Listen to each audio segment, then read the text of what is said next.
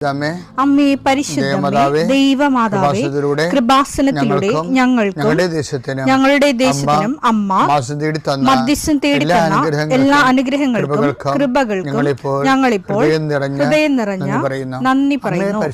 അമ്മേ പരിശുദ്ധമേ ദൈവമാതാവേ 2004 ഡിസംബർ 7 ഉച്ചകഴിഞ്ഞ് 2:30 കൃപാസനത്തിൽ സംഭവിച്ച അമ്മയുടെ പ്രത്യക്ഷപ്പെടലിനെ കുറിച്ച് തിരുസഭ സമർപ്പിച്ചിരിക്കുന്ന പഠനരേഖകളുടെ മേൽ സഭാത്മകമായ പഠനം ആരംഭിക്കുവാൻ ഞങ്ങൾ പ്രാർത്ഥിക്കുന്നു. അമ്മേ പരിശുദ്ധമേ ഭൂസ്വർലോകങ്ങളുടെ രാജ്ഞിയായ അങ്ങേയ്ക്ക് ഭൗമസംരക്ഷണത്തിനായി പ്രപഞ്ചപ്രകൃതിയെ തന്നെ തിരുസഭ പ്രതിഷ്ഠിക്കുവാൻ ഈ പ്രത്യക്ഷീകരണം വഴി ഇടയാക്കണമേ. പരിശുദ്ധമേ ജപമാല മാതാവേ സകല കൃപാസനം പ്രാർത്ഥനയോടും ചേർത്ത് ഞങ്ങളിപ്പോൾ പ്രാർത്ഥിക്കുന്ന ഈ കുടുംബത്തിന്റെ പ്രത്യേക നിയോഗം പറ മക്കളെ.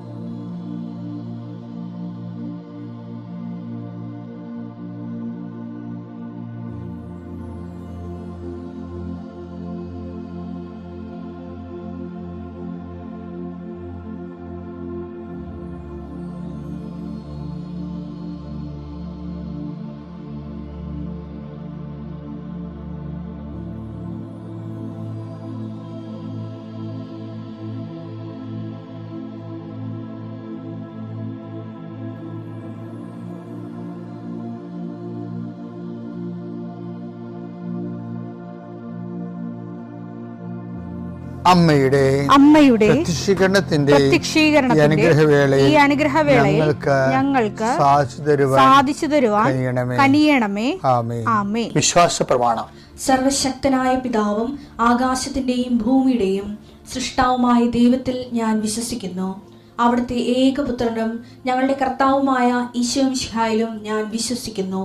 ഈ പുത്രൻ പരിശുദ്ധാത്മാവിനാൽ ഗർഭസ്ഥനായി കന്യകാമറിയത്തിൽ നിന്ന് പിറന്ന് പൊന്തിയോസ് പീലാത്തോസിന്റെ കാലത്ത് പീഡകൾ സഹിച്ച് കുരിശിൽ തറയ്ക്കപ്പെട്ട് മരിച്ച് അടക്കപ്പെട്ട് പാതാളങ്ങളിൽ ഇറങ്ങി മരിച്ചവരുടെ ഇടയിൽ നിന്ന് 3-ാം നാൾ ഉയർത്ത് സ്വർഗത്തിലേക്ക് എഴുന്നള്ളി സർവശക്തിയുള്ള പിതാവായ ദൈവത്തിന്റെ വലതുഭാഗത്തിരിക്കുന്നു.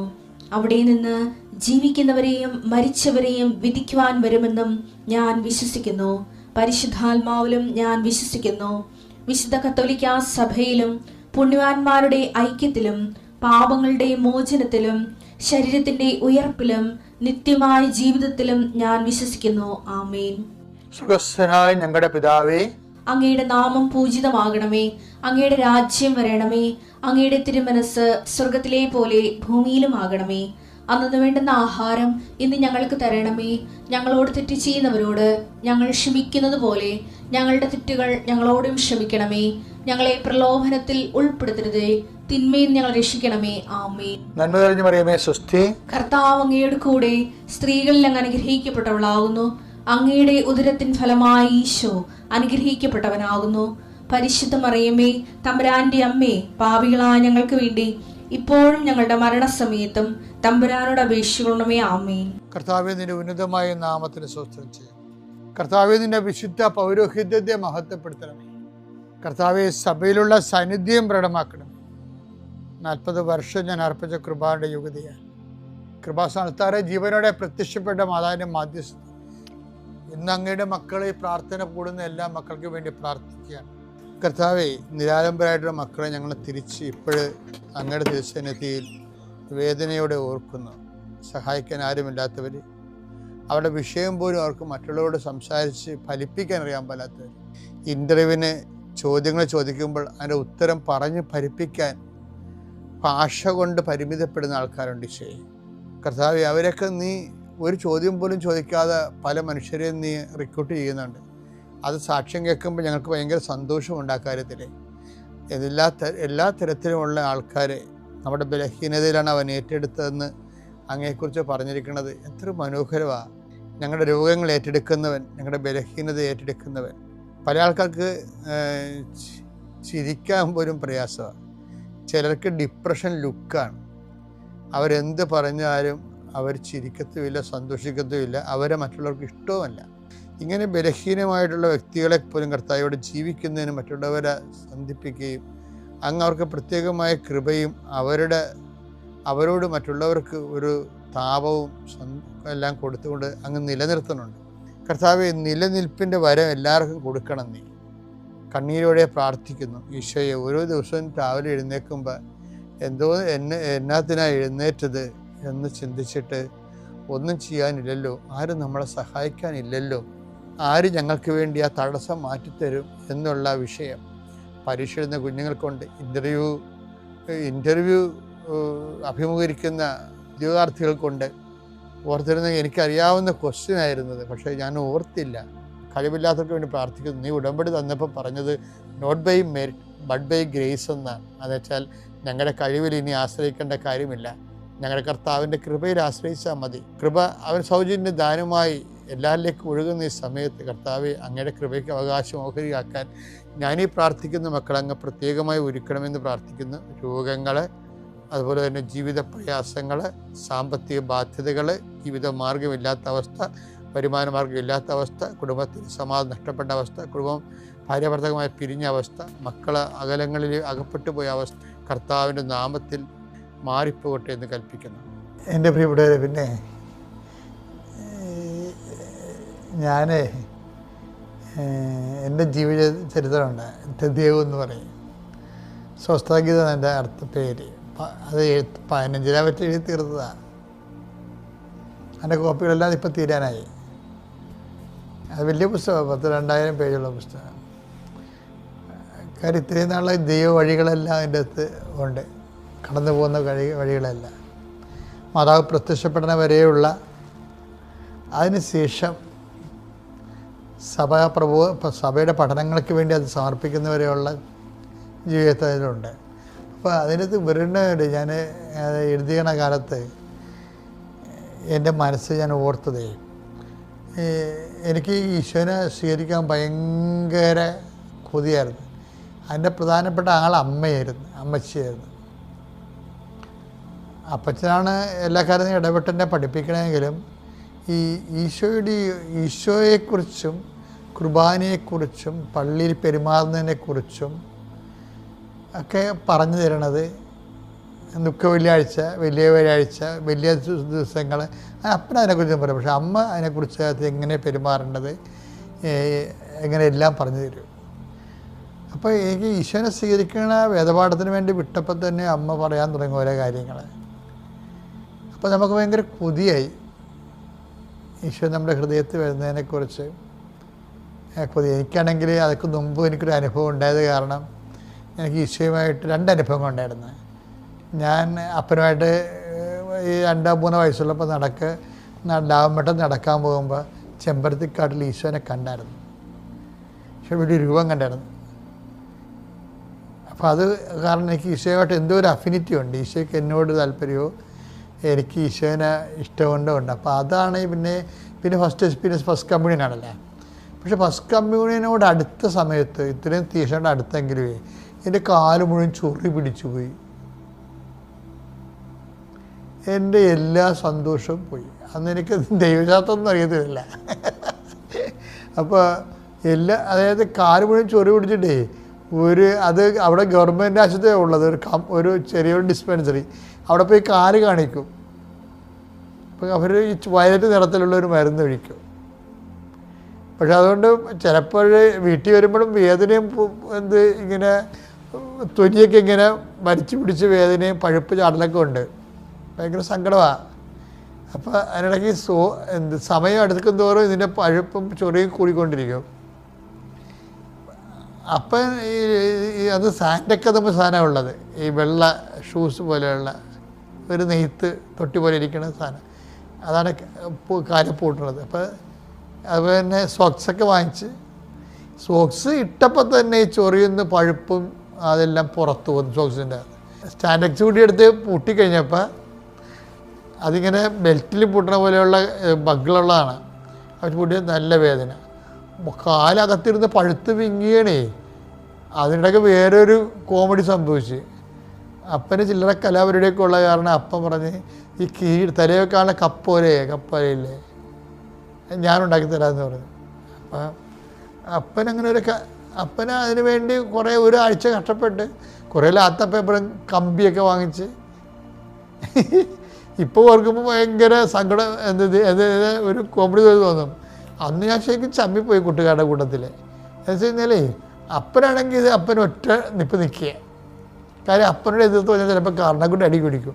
അപ്പന് എങ്ങനെയാണ് അപ്പൻ്റെ സ്വഭാവം അതായത് അപ്പം പറയണ അനുസരിച്ച് പോയില്ലെങ്കിൽ എൻ്റെ തൊണ്ടിലൊക്കെ ഭയങ്കര അടി കിട്ടുന്നുണ്ട്. ഇരിക്കപ്പെടുന്ന അടി ചെയ്യും. അപ്പോൾ അതുകൊണ്ട് ഞാനൊന്നും വേണ്ടിയില്ല, അപ്പനിട്ട് ചെയ്യണത്.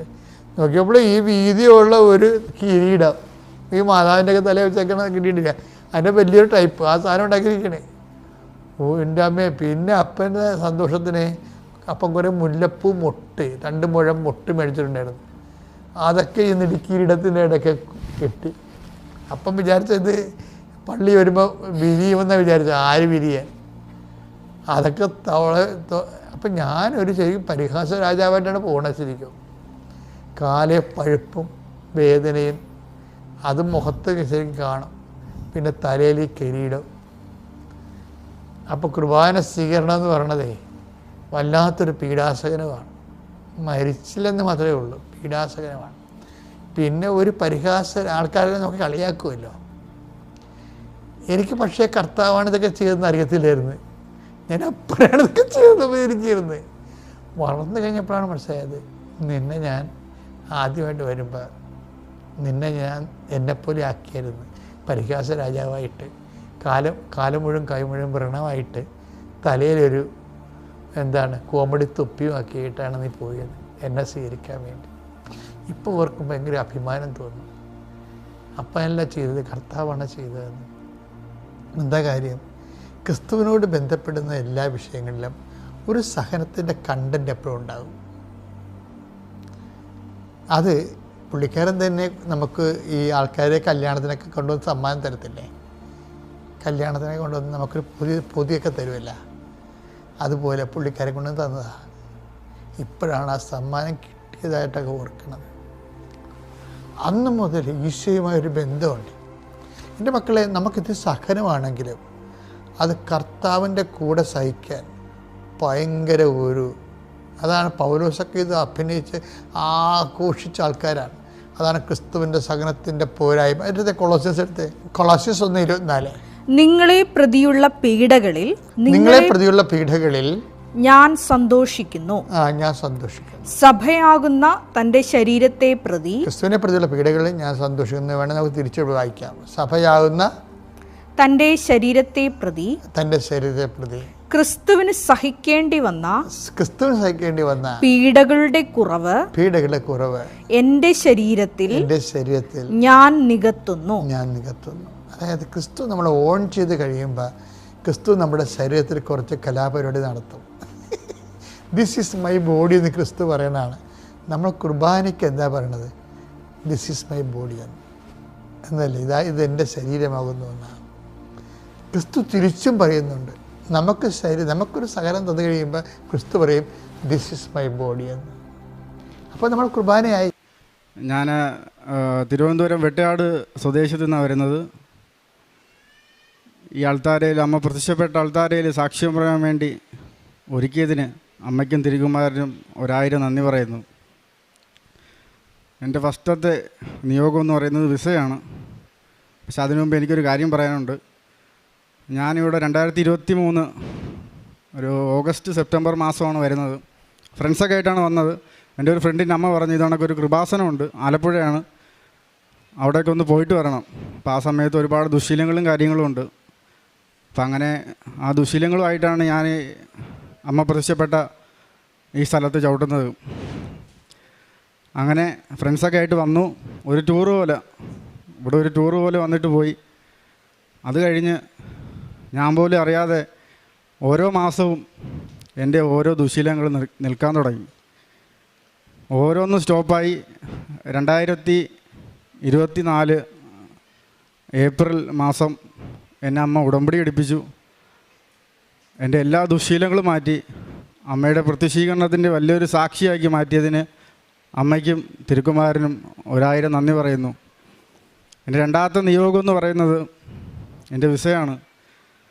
ഞാൻ 8 വർഷം ദുബായിലായിരുന്നു. 8 വർഷം ദുബായിലായി. നമ്മുടെ കോവിഡ് കഴിഞ്ഞിട്ട് ഒരു നല്ല കമ്പനിയിൽ ജോലി കിട്ടി. അങ്ങനെ ഒരു ലീവിന് നാട്ടിൽ വരികയാണ്. നാട്ടിൽ വന്നതിന് ശേഷം ഫ്രണ്ട്സൊക്കെ ആയിട്ട് അങ്ങനെ പോയി. എനിക്ക് തിരിച്ച് പോകാൻ പറ്റിയില്ല.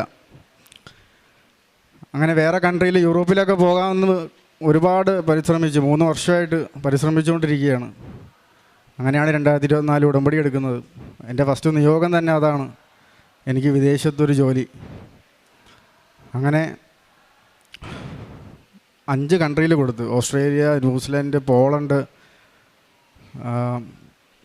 അങ്ങനെ 5 കൺട്രിയിൽ കൊടുത്തിട്ട് ഒരു രക്ഷയില്ല. ഏജൻറ്റിന് പൈസ കൊടുക്കുന്നു.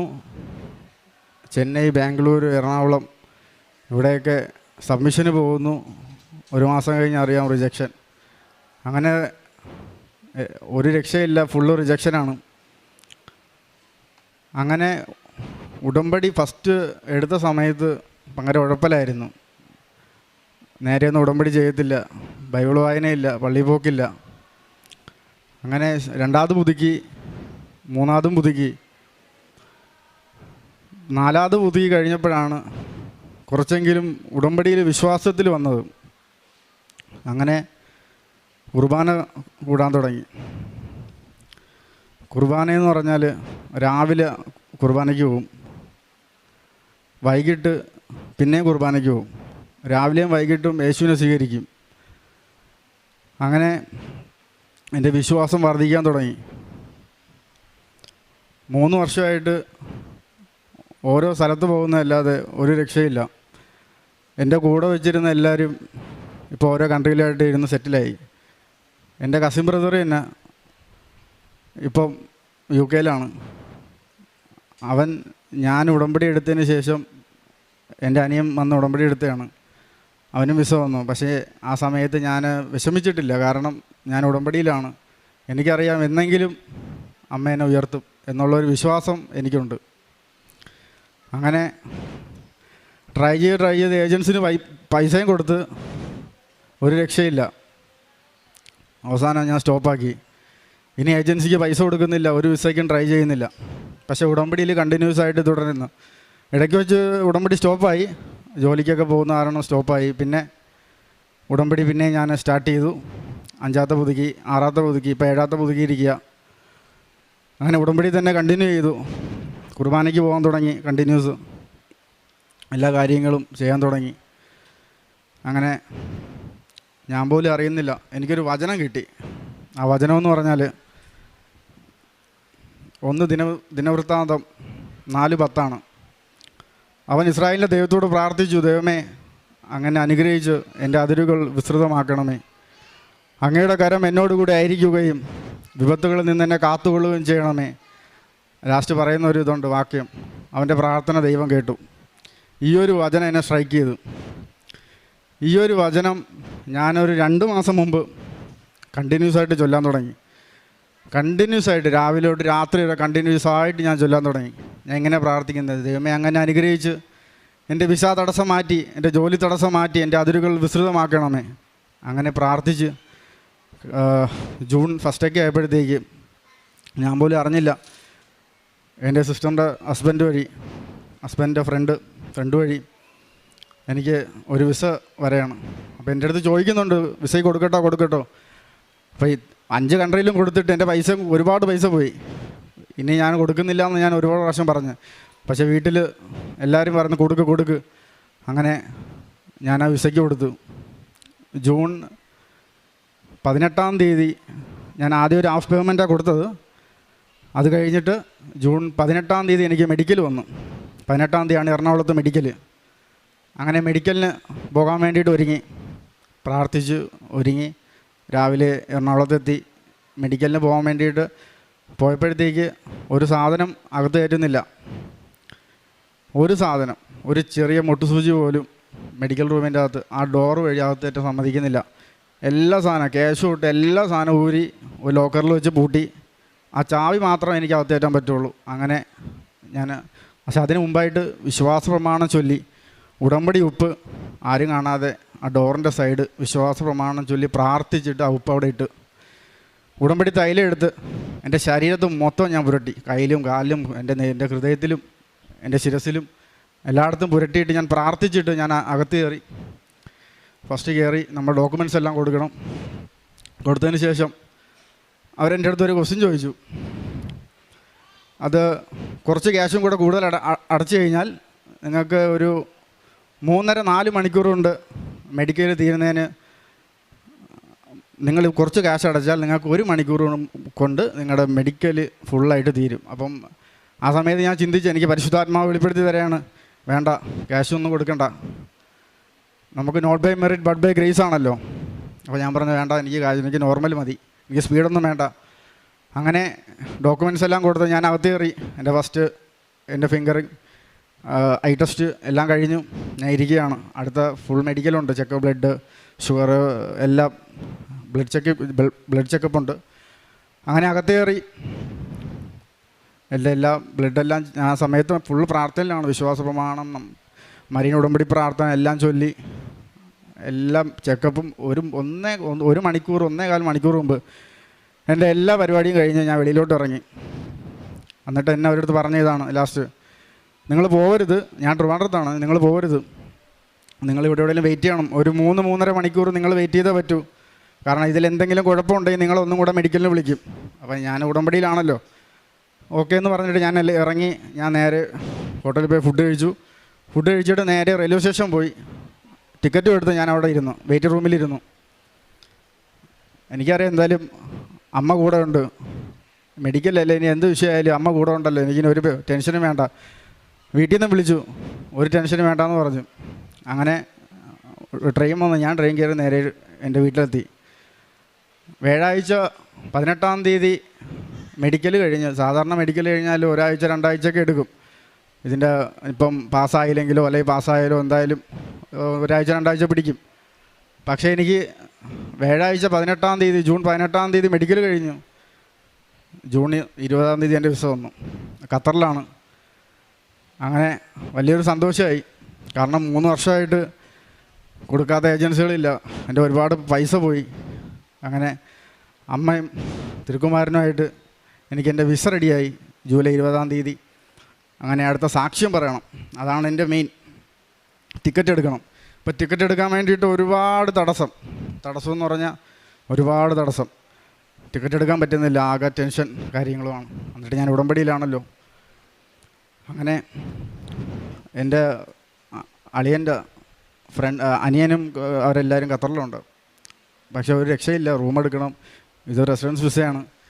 നിങ്ങൾ പോയിട്ട് ഏത് ജോലിയും ചെയ്യാം, നിങ്ങൾ പോയി തന്നെ ജോലി കണ്ടുപിടിക്കണം. അങ്ങനെ ഒരു 9-ാം തീയതി എനിക്ക് മെഴുകുതിരിയിൽ, എൻ്റെ മൊബൈലുണ്ട്, മെഴുകുതിരിയിൽ 2 ദിവസം മുമ്പ് 9 എന്ന ഡേറ്റ് കാണിച്ച്. ആ 9 എന്ന ഡേറ്റ് കാണിച്ചപ്പം എനിക്ക് മനസ്സിലായി 9-ാം തീയതി എന്തോ ഉണ്ട്. ഒന്നിൽ ടിക്കറ്റ് ആയിരിക്കാം, അല്ലെങ്കിൽ സാക്ഷിയായിരിക്കാം.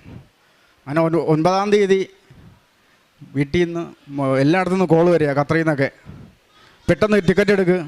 യുദ്ധം സ്റ്റാർട്ടായിരിക്കുകയാണ്, പെട്ടെന്ന് ടിക്കറ്റ് എടുക്കണം. ഞാൻ പറഞ്ഞ് യുദ്ധം സ്റ്റാർട്ടാവട്ടെ, ടിക്കറ്റ് എടുക്കാം, കാരണം നമ്മൾ ഉടമ്പടിയിലാണല്ലോ. അങ്ങനെ ഇവരെല്ലാവരും പുഷ് ചെയ്യുക. അപ്പോൾ ഞാൻ വിചാരിച്ചു ഓക്കെ, ഇത് അമ്മയുടെ ഇടപെടലായിരിക്കാം. അങ്ങനെ ഞാൻ പോയി ഈ മാസം ലാസ്റ്റ് 29-ാം തീയതി ടിക്കറ്റ് എടുത്തപ്പോഴത്തേക്ക് ഇനി അടുത്ത ജോലി റൂമാണ്. അങ്ങനെ ഇതും ഞാൻ ചിന്തിച്ചുകൊണ്ടിരിക്കുക. കുറച്ച് കഴിയുമ്പോഴത്തേക്ക് ഒരു ഇഷ്ടംപോലെ കോൾസ് വരിക. ഒരു ടെൻഷനും വേണ്ട, അമ്മ അവിടെ ഇടപെട്ടിട്ടുണ്ട്. അമ്മ എനിക്ക് മുമ്പേ പോയി നിന്റെ മലകൾ നിരപ്പാക്കുകയും പിച്ചളവാതിൽ തകർക്കുകയും ഇരുമ്പോ ഡാമ്പലും ഒടിക്കുകയും ചെയ്യും. ഈ ഒരു വചനം എന്നെ സ്ട്രൈക്ക് ചെയ്തൊരു വചനമാണ്. അപ്പം ഞാൻ നിനക്ക് മുമ്പേ നിന്റെ ദൂതനെ അയക്കും, അവൻ നിനക്ക് വഴിയൊരുക്കും. അങ്ങനെ അമ്മ എനിക്ക് അവിടെ എല്ലാം ഒരുക്കി വെച്ചിരിക്കുകയാണ്. പക്ഷെ അത് ഞാൻ 2ാമത്തെ സാക്ഷ്യം പറയും. അങ്ങനെ ഞാൻ ടിക്കറ്റ് എടുത്ത് ഈ മാസം 29-ാം തീയതി ഞാൻ ഖത്തറിലോട്ട് പോവുകയാണ്. അടുത്ത സാക്ഷ്യം, മെയിൻ കാര്യം സാക്ഷിയാണ്. സാക്ഷ്യം പറയാതെ എനിക്ക് പോകാൻ പറ്റത്തില്ല. കാരണം ഞാൻ ഒന്നുമില്ലാത്ത സമയത്ത് എല്ലാവരും എഴുതി തള്ളിയിട്ടും എൻ്റെ അമ്മ എന്നെ പിടിച്ചു നിർത്തി ഇവിടം വരെ കൊണ്ട് എത്തിച്ച് എല്ലാവരും മുമ്പിൽ എന്നെ ഉയർത്തി നിർത്തിയത് എനിക്ക് സാക്ഷ്യം പറഞ്ഞേ പറ്റൂ. മനുഷ്യരുടെ മുമ്പിൽ എന്നെ ഏറ്റു പറയുന്നവനെ എൻ്റെ സ്വർഗ്ഗസ്ഥനായ പിതാവിന് മുമ്പിൽ ഞാനും ഏറ്റു പറയും. മത്തായി 10:32. ഈ ഒരു വചനം എനിക്ക് പറഞ്ഞേ പറ്റൂ. അങ്ങനെ ഞാൻ തിയേറ്ററിൽ പോകുമായിരുന്നു. ഞാൻ അങ്ങനെ ഫ്രണ്ട്സൊന്നുമില്ല. എൻ്റെ ഫ്രണ്ട്സെല്ലാം അമ്മയും യേശുവാണ്. വേറെ എനിക്ക് ഫ്രണ്ട്സും കാര്യങ്ങളൊന്നുമില്ല.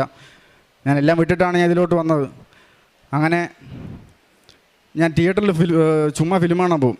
പുതിയ ഫിലിം ഇന്ന് ഇറങ്ങി കഴിഞ്ഞാൽ നാളെ ഫസ്റ്റ് ചോദിക്കും, അല്ലെങ്കിൽ അതിൻ്റെ അടുത്ത ദിവസം ഞാൻ ഒറ്റയ്ക്ക്, ഞാൻ എല്ലാ കാര്യം ഒറ്റയ്ക്കാണ് ചെയ്യുന്നത്. കൃപാസനത്ത് വരുന്നത് പോലും ഒറ്റയ്ക്കാണ്. അങ്ങനെ ഒറ്റയ്ക്ക് തന്നെ എല്ലാ കാര്യങ്ങളും ചെയ്യാൻ തുടങ്ങി. അങ്ങനെ ഫിലിം കാണാൻ വേണ്ടി തിയേറ്ററിലോട്ട് പോയി. തിയേറ്ററിലോട്ട് പോയപ്പോഴത്തേക്ക് ഫസ്റ്റ് ടിക്കറ്റ് എടുത്തപ്പോഴത്തേക്ക് ഫസ്റ്റ് ഒരു ഫിലിമാണ് ടിക്കറ്റ് എടുത്ത് 12-ാം നമ്പറാണ് സീറ്റ് നമ്പർ. ഓക്കെ, അത് കഴിഞ്ഞ് ഒരാഴ്ച കഴിഞ്ഞ് അടുത്ത ഫിലിം ഇറങ്ങി. അത് കാണാൻ വേണ്ടി പിന്നെയും തിയേറ്ററിലോട്ട് പോവുകയാണ്. Same 12-ാം number. അപ്പോൾ ഞാൻ ചിന്തിക്കുകയാണ്, ആ സമയത്ത് ഞാൻ ചിന്തിക്കുകയാണ്, എന്താണ് എനിക്ക് ഈ 12-ാം നമ്പർ വചനം എടുക്കുമ്പോഴും 12, 52, 12 ഇങ്ങനെ ഏഷ്യാവും അങ്ങനെ വന്നുകൊണ്ടിരിക്കുക. അപ്പോൾ ഞാൻ ചിന്തിക്കുക, എന്താ ഇത്? അപ്പോഴാണ് എൻ്റെ മനസ്സിൽ പരിശുദ്ധാത്മാവ് പറയുന്നത്, ഇത് നിൻ്റെ സാക്ഷ്യത്തിൻ്റെ ഡേറ്റാണ്. അങ്ങനെ ഇന്ന് 12-ാം തീയതിയാണ്. അപ്പോൾ ഇന്ന് സാക്ഷ്യം പറയാൻ വേണ്ടി ഒരുക്കിയതിനും ഈ അൾത്താരയിൽ എന്നെ എത്തിച്ചതിനും അമ്മയ്ക്കും തിരുക്കുമാരനും 1000 നന്ദി. പിന്നെ രോഗസൗഖ്യം, ഒരുപാട് കാര്യങ്ങൾ പറയാനുണ്ട്, സമയമില്ലാത്തതുകൊണ്ട് ചുരുക്കി പറയാണ്. എനിക്ക് ഈ 2 കൈയിലും തേമലെന്ന അസുഖം ഉണ്ടായിരുന്നു, വെള്ള കളർ. അതറിയാം, എല്ലാവർക്കും അറിയാൻ തോന്നുന്നു. തേമൽ അത് ഭയങ്കര, നമുക്ക് ബോയ്സിൻ്റെ ഇടയിലായാലും നമുക്ക് വീട്ടിലായാലും ഭയങ്കര ഇറിറ്റേഷനാണ്. ഇത് കാണുമ്പോഴത്തേക്ക് മനസ്സിന് തന്നെ വിഷമമാണ്. അതെനിക്കൊരു ഫ്രണ്ട് വഴി കിട്ടിയതാണ്. അങ്ങനെ ഒരുപാട് മെഡിക്കൽ കോളേജിൽ കൊണ്ട് കാണിച്ചു, ജനറൽ ഹോസ്പിറ്റലിൽ കാണിച്ചു, ഗവൺമെൻറ് ഹോസ്പിറ്റലിൽ, പ്രൈവറ്റിൽ കാണിച്ചു. അവർ ഓയിൽമെൻറ്റ് ആയിരുന്നു, ടാബ്ലറ്റ് ആയിരുന്നു. ഇതൊക്കെ പുരട്ടി ടാബ്ലറ്റ് കഴിച്ചിട്ട് ഒരു രക്ഷയില്ല. 1 വർഷമായിട്ടും ഒരു രക്ഷയില്ല. ഇത് വന്നു കഴിഞ്ഞാൽ ബോഡി ഫുള്ളും പടരും. അങ്ങനെ ഞാൻ എന്ത് ചെയ്തു, ടാബ്ലറ്റും ഓയിലൊക്കെ എടുത്ത് വേസ്റ്റ് തന്നെ കളഞ്ഞു. ഉടമ്പടി തൈലം വിശ്വാസമാണെന്ന് ചൊല്ലി ഡെയിലി രാവിലെയും ഉറങ്ങുന്നതിന് മുമ്പ് രാത്രിയും പ്രാർത്ഥിച്ച് പുരട്ടാൻ തുടങ്ങി. 1-2 മാസം കഴിഞ്ഞപ്പോഴത്തേക്ക് ഞാൻ തന്നെ ഷോക്കായി പോയി. എൻ്റെ ഈ 2 കയ്യിലും, എൻ്റെ മസിലില്ല, 2 കയ്യിലും വെള്ള പാണ്ടയില്ല. നിങ്ങൾക്ക് നോക്കി അറിയാൻ പറ്റും, 2 കയ്യിലും വെള്ള പാണ്ടയില്ല. ഞാൻ തന്നെ ഷോക്കായി പോയി. എൻ്റെ അമ്മയും എൻ്റെ സിസ്റ്റേഴ്സും എല്ലാവരും ഷോക്കായി പോയി. അതാണ് എൻ്റെ രോഗസൗഖ്യം. പിന്നെ വരുന്നത് ആത്മീയമായിട്ട് ഞാൻ ഉയർന്നതാണ്. ആത്മീയമായിട്ട് 28 വർഷം ദൈവത്തെ അറിയാതെ ലഹരിക്കും ഫ്രണ്ട്സ് പല പരിപാടികളും ഉണ്ടായിരുന്നു ആ ഒരു പ്രായത്തിൻ്റെ ഇതിൽ. അങ്ങനെ പള്ളിയിൽ പോകത്തില്ല. പക്ഷേ ഞാൻ 8 വർഷം ദുബായിലായിരുന്നപ്പോഴത്തേക്ക് എല്ലാ രാത്രി ഞാൻ ബൈബിൾ വായിക്കും മുടങ്ങാതെ. സങ്കീർത്തനം 91, കർത്താവിൻ്റെ സംരക്ഷണം, അതാണ് എനിക്ക് ശക്തി തരുന്ന വചനം.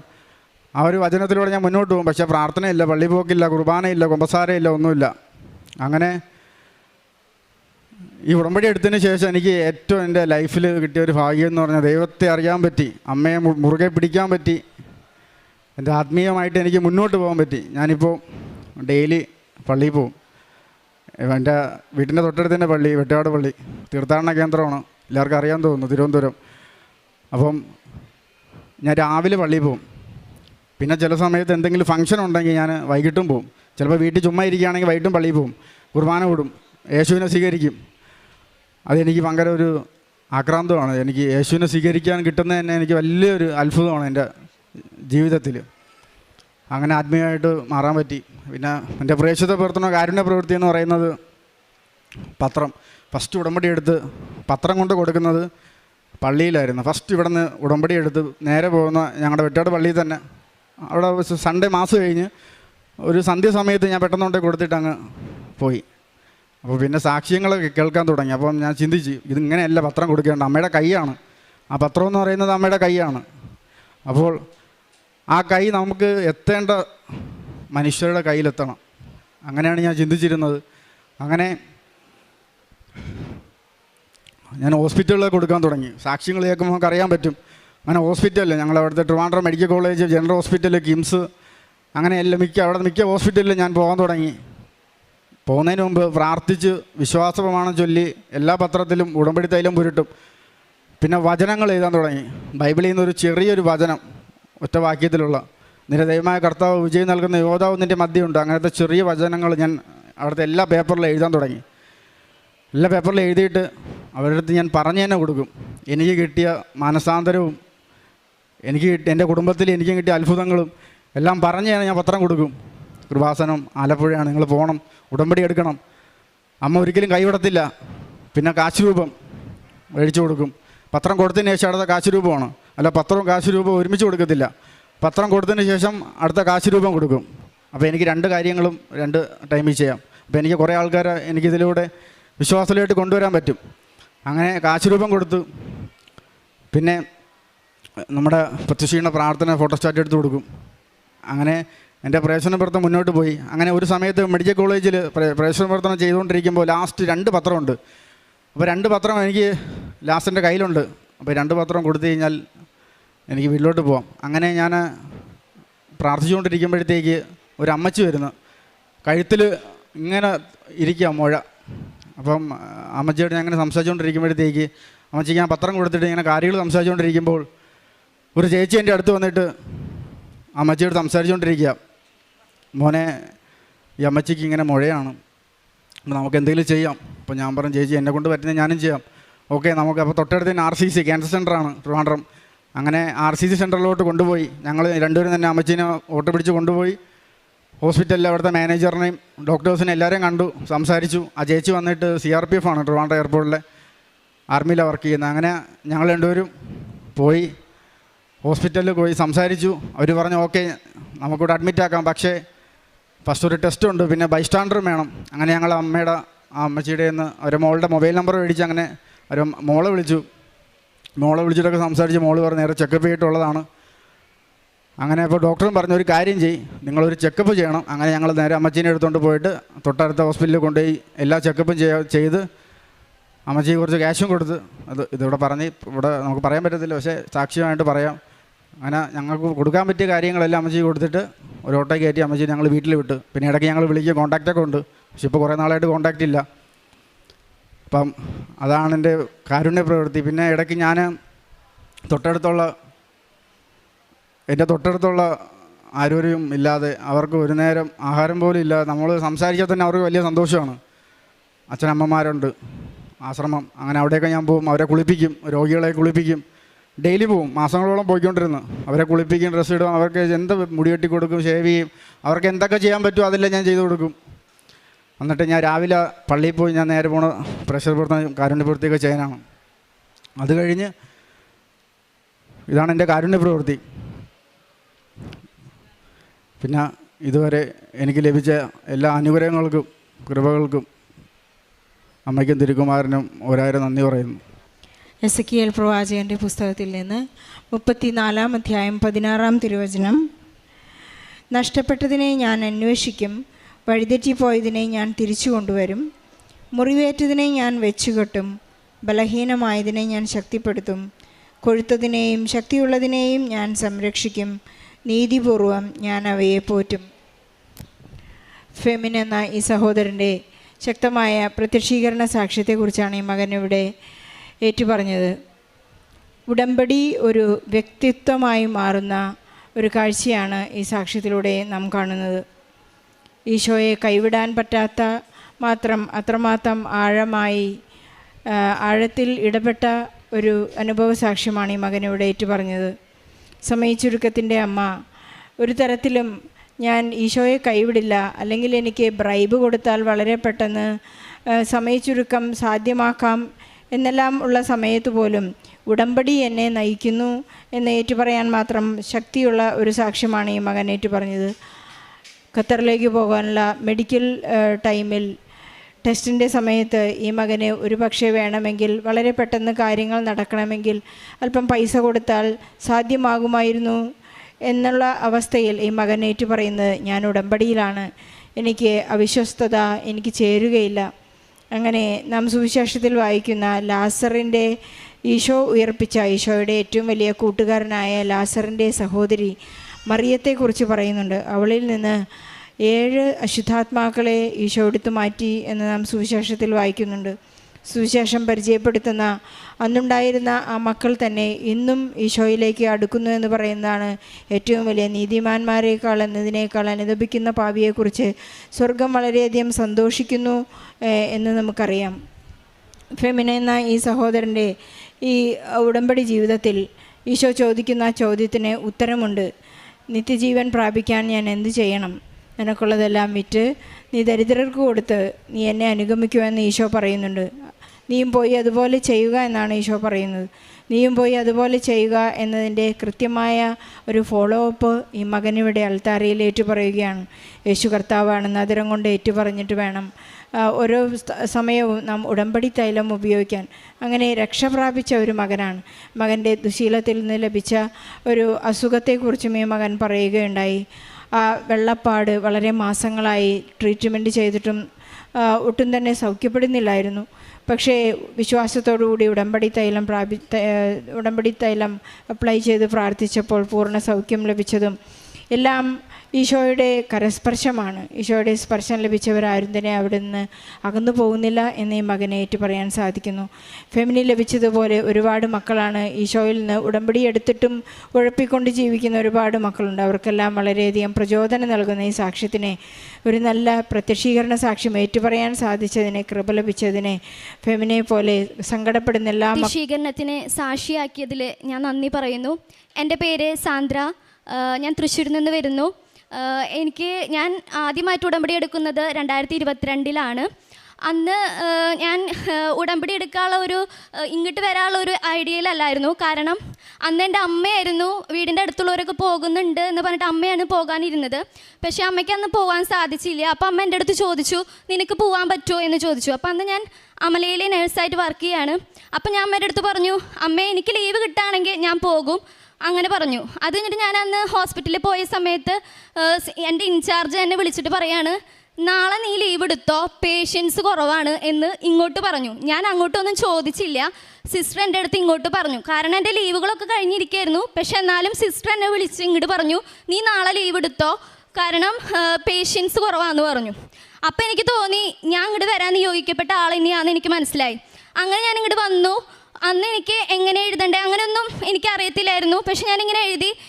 ഞാൻ നഴ്സിംഗ് കഴിഞ്ഞിരിക്കുകയാണല്ലോ. അപ്പോൾ OET ആണോ എഴുതണ്ടേ, ജർമ്മനാണോ പഠിക്കണ്ടേ എന്നുള്ളൊരു കൺഫ്യൂഷനായിരുന്നു. അങ്ങനെ എനിക്ക് ജർമ്മൻ തന്നെ പഠിക്കാമെന്ന് വിചാരിച്ചു.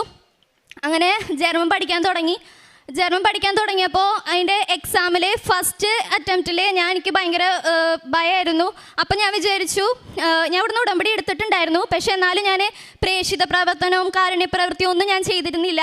പക്ഷെ ഞാൻ എന്നും 5:30 പ്രാർത്ഥിക്കും, വൈകിട്ടുള്ള പ്രാർത്ഥന ഉടമ്പടി പ്രാർത്ഥന ചൊല്ലും, അങ്ങനെയൊക്കെയായിരുന്നു. ഇപ്പോൾ അമലയിലാണെങ്കിലും ഞങ്ങൾക്ക് കെയർ മുന്നേ തുടങ്ങണം. അപ്പോൾ ഞാൻ 5:30 4 മണിക്കൊക്കെ ഞാൻ എത്തിക്കുമായിരുന്നു. അങ്ങനെ ഇത് തുടങ്ങി. എക്സാം എഴുതിയപ്പോൾ ഞാൻ 2 മൊഡ്യൂളാണ് ആദ്യം അറ്റൻഡ് ചെയ്തത്. എനിക്ക് കോൺഫിഡൻ്റ് ഇല്ലായിരുന്നു. അങ്ങനെ അത് 2ഉം എനിക്ക് കിട്ടിയില്ല. പിന്നെ ഞാൻ വീണ്ടും എക്സാം എഴുതി. അപ്പോൾ എനിക്ക് 4 എഴുതിയതിൽ 3 കിട്ടി, 1 കിട്ടിയില്ല. എന്നിട്ടും ഞാനിങ്ങനെ തന്നെ ഇങ്ങനെ പ്രാർത്ഥിച്ചിരുന്നു. പിന്നെ എനിക്ക് തോന്നി ഞാനിങ്ങനെ ചെയ്യുന്നത് ശരിയല്ല, ഞാൻ ഒന്നും ചെയ്യുന്നില്ല. പത്രം കൊടുക്കാൻ എനിക്ക് മടിയായിരുന്നു. കുറച്ച് കൊടുക്കും, കുറച്ച് അങ്ങനെ വെക്കും, അങ്ങനെയായിരുന്നു. അതിനുശേഷം ഞാൻ കുറേ മാതാവിൻ്റെ അടുത്ത് സോറി പറഞ്ഞു. മാതാവേ, ഞാൻ ഇത് ഫുള്ള് ചെയ്തിട്ടില്ല, ഇനി മുതൽ ഞാൻ ഇത് മുടങ്ങാതെ ചെയ്യും, എല്ലാം ഉടമ്പടി പ്രകാരം ജീവിക്കും എന്നുള്ളൊരു പ്രതിജ്ഞ എടുത്തു. അതിനുശേഷം ഞാൻ ഓരോ എക്സാം എഴുതുമ്പോഴും എനിക്ക് കിട്ടാണ്ട് വരും. ഞാൻ പിന്നെ പറയും മാതാവിൻ്റെ അടുത്ത്, മാതാവ് ഇനി എനിക്ക് കിട്ടുകയാണെങ്കിൽ സെൻറ്റർ കിട്ടാൻ ഭയങ്കര പാടായിരുന്നു. സെൻറ്റർ കിട്ടുകയാണെങ്കിൽ അതെനിക്ക് എക്സാം പാസ്സാവുന്ന ഒരു സ്ഥലമാവണമെന്ന് ഞാൻ പ്രാർത്ഥിച്ചു. അതിൻ്റെ ഫലമായിട്ട് എനിക്ക് പിന്നെ കുറേ നാൾ സെൻറ്റർ കിട്ടാണ്ടിരുന്നു. അപ്പം ഞാൻ വിചാരിച്ചു, ഇനി എനിക്ക് കിട്ടണത് സെൻറ്റർ കിട്ടിയാൽ തന്നെ ഞാൻ പാസ്സാവുമെന്ന് ഞാൻ വിചാരിച്ചു. അങ്ങനെ എനിക്ക് ഹൈദരാബാദിലെ ഒരു ഇത് കിട്ടി. അവിടെ എക്സാമിന് ചെയ്യുന്നപ്പോൾ ഞങ്ങൾ താമസിച്ചിരുന്ന ഇതിന് മുന്നിൽ ഒരു മാതാവിൻ്റെ ഗ്രോട്ടയായിരുന്നു. അപ്പോൾ എനിക്ക് ഭയങ്കര കോൺഫിഡൻ്റ് ആയി, ഞാൻ എന്തായാലും പാസ്സാവുമെന്ന് എനിക്ക് തോന്നി. അത് കഴിഞ്ഞ് ഞാൻ എക്സാം അറ്റൻഡ് ചെയ്യാൻ ചെയ്യുന്നപ്പോൾ എനിക്ക് സ്പീക്കിംഗ് മൊഡ്യൂളാണ് കിട്ടാണ്ടിരുന്നത്. അപ്പോൾ എൻ്റെ പാർട്ട്ണർ അന്ന് ഇട്ടുണ്ടായിരുന്നത് ബ്ലൂ ഷർട്ടായിരുന്നു. അപ്പോൾ എനിക്ക് ഭയങ്കര ഇതെന്തായാലും മാതാവിനെ കണ്ടു. പിന്നെ അതുപോലെ തന്നെ ബ്ലൂ ഷർട്ട്, പിന്നെ അവിടെ മൊത്തം ഗ്രീനാണ് അവിടുത്തെ ബാക്ക്ഗ്രൗണ്ട്. പിന്നെ ഞാൻ എന്ത് ചെയ്തു, ഉപ്പ് ഇട്ട് എല്ലാവരും പറയുന്നത് പോലെ തന്നെ ഉപ്പിട്ട് പ്രാർത്ഥിച്ചു. ആ സമയത്ത് എനിക്ക് കിട്ടിയ ക്വസ്റ്റ്യൻസ് ഭയങ്കര ടഫായിരുന്നു. പക്ഷേ എനിക്ക് എങ്ങനെ ഞാൻ പറഞ്ഞതെന്ന് അറിയില്ല. മാതാവ് എനിക്ക് പറഞ്ഞതുപോലെ ഞാൻ എല്ലാം പറഞ്ഞു. അങ്ങനെ എനിക്ക് എക്സാം ഞാൻ പാസ്സായി. അതിനുശേഷം ഇൻ്റർവ്യൂകൾ അറ്റൻഡ് ചെയ്യാൻ തുടങ്ങി. അപ്പോൾ ഇൻ്റർവ്യൂ അറ്റൻഡ് ചെയ്തപ്പോൾ ആദ്യത്തെ തവണ കിട്ടിയില്ല. പിന്നത്തെ തവണ ഞാൻ അച്ഛനെ വന്ന് കണ്ട് പ്രാർത്ഥിച്ച് കാശുരൂപായും പോയി. ആ സമയത്ത് ഓൺലൈൻ ഇൻ്റർവ്യൂ ആയിരുന്നു. ഇൻ്റർവ്യൂവിൻ്റെ സമയത്ത് എനിക്ക് ഭയങ്കരമായിട്ട് ജലദോഷവും പിന്നെ ചെവിയൊക്കെ അടഞ്ഞ പോലെ അന്ന് ഭയങ്കര ഒന്നും എനിക്കൊന്നും നോക്കാൻ പറ്റുന്നുണ്ടായിരുന്നില്ല. അപ്പം എനിക്ക് ഭയങ്കര സങ്കടമായി. അവർ പറഞ്ഞത് കേൾക്കോ നെറ്റ് അങ്ങനെ പ്രോബ്ലം ഉണ്ടാവും, അങ്ങനെയൊക്കെ ഭയങ്കര വിഷമമായിരുന്നു. അത് കഴിഞ്ഞിട്ട് ഞാൻ എന്ത് ചെയ്തു, 2 തിരിയും കത്തിച്ച് വെച്ചു, പച്ചത്തിരിയും നീലത്തിരിയും കത്തിച്ച് വെച്ചിട്ട് പ്രാർത്ഥിക്കാൻ അവിടെ കത്തിച്ച് വെച്ചിട്ട് ഞാൻ ഇൻ്റർവ്യൂ അറ്റൻഡ് ചെയ്തു. ആ സമയത്ത് 1/2 മണിക്കൂർ പറഞ്ഞ ഇൻ്റർവ്യൂ 10 മിനിറ്റ് ആകുമ്പോഴേക്കും എൻ്റെ കഴിഞ്ഞു. അത് അവർ ചോദിക്കല്ല ചെയ്ത്, അവരെൻ്റെ അടുത്ത് പറഞ്ഞു, തനിക്ക് എന്താണ് ഞങ്ങളുടെ അടുത്ത് ചോദിക്കാനുള്ളത്, നീ ചോദിച്ചോ, ഞങ്ങൾ പറയാമെന്ന്.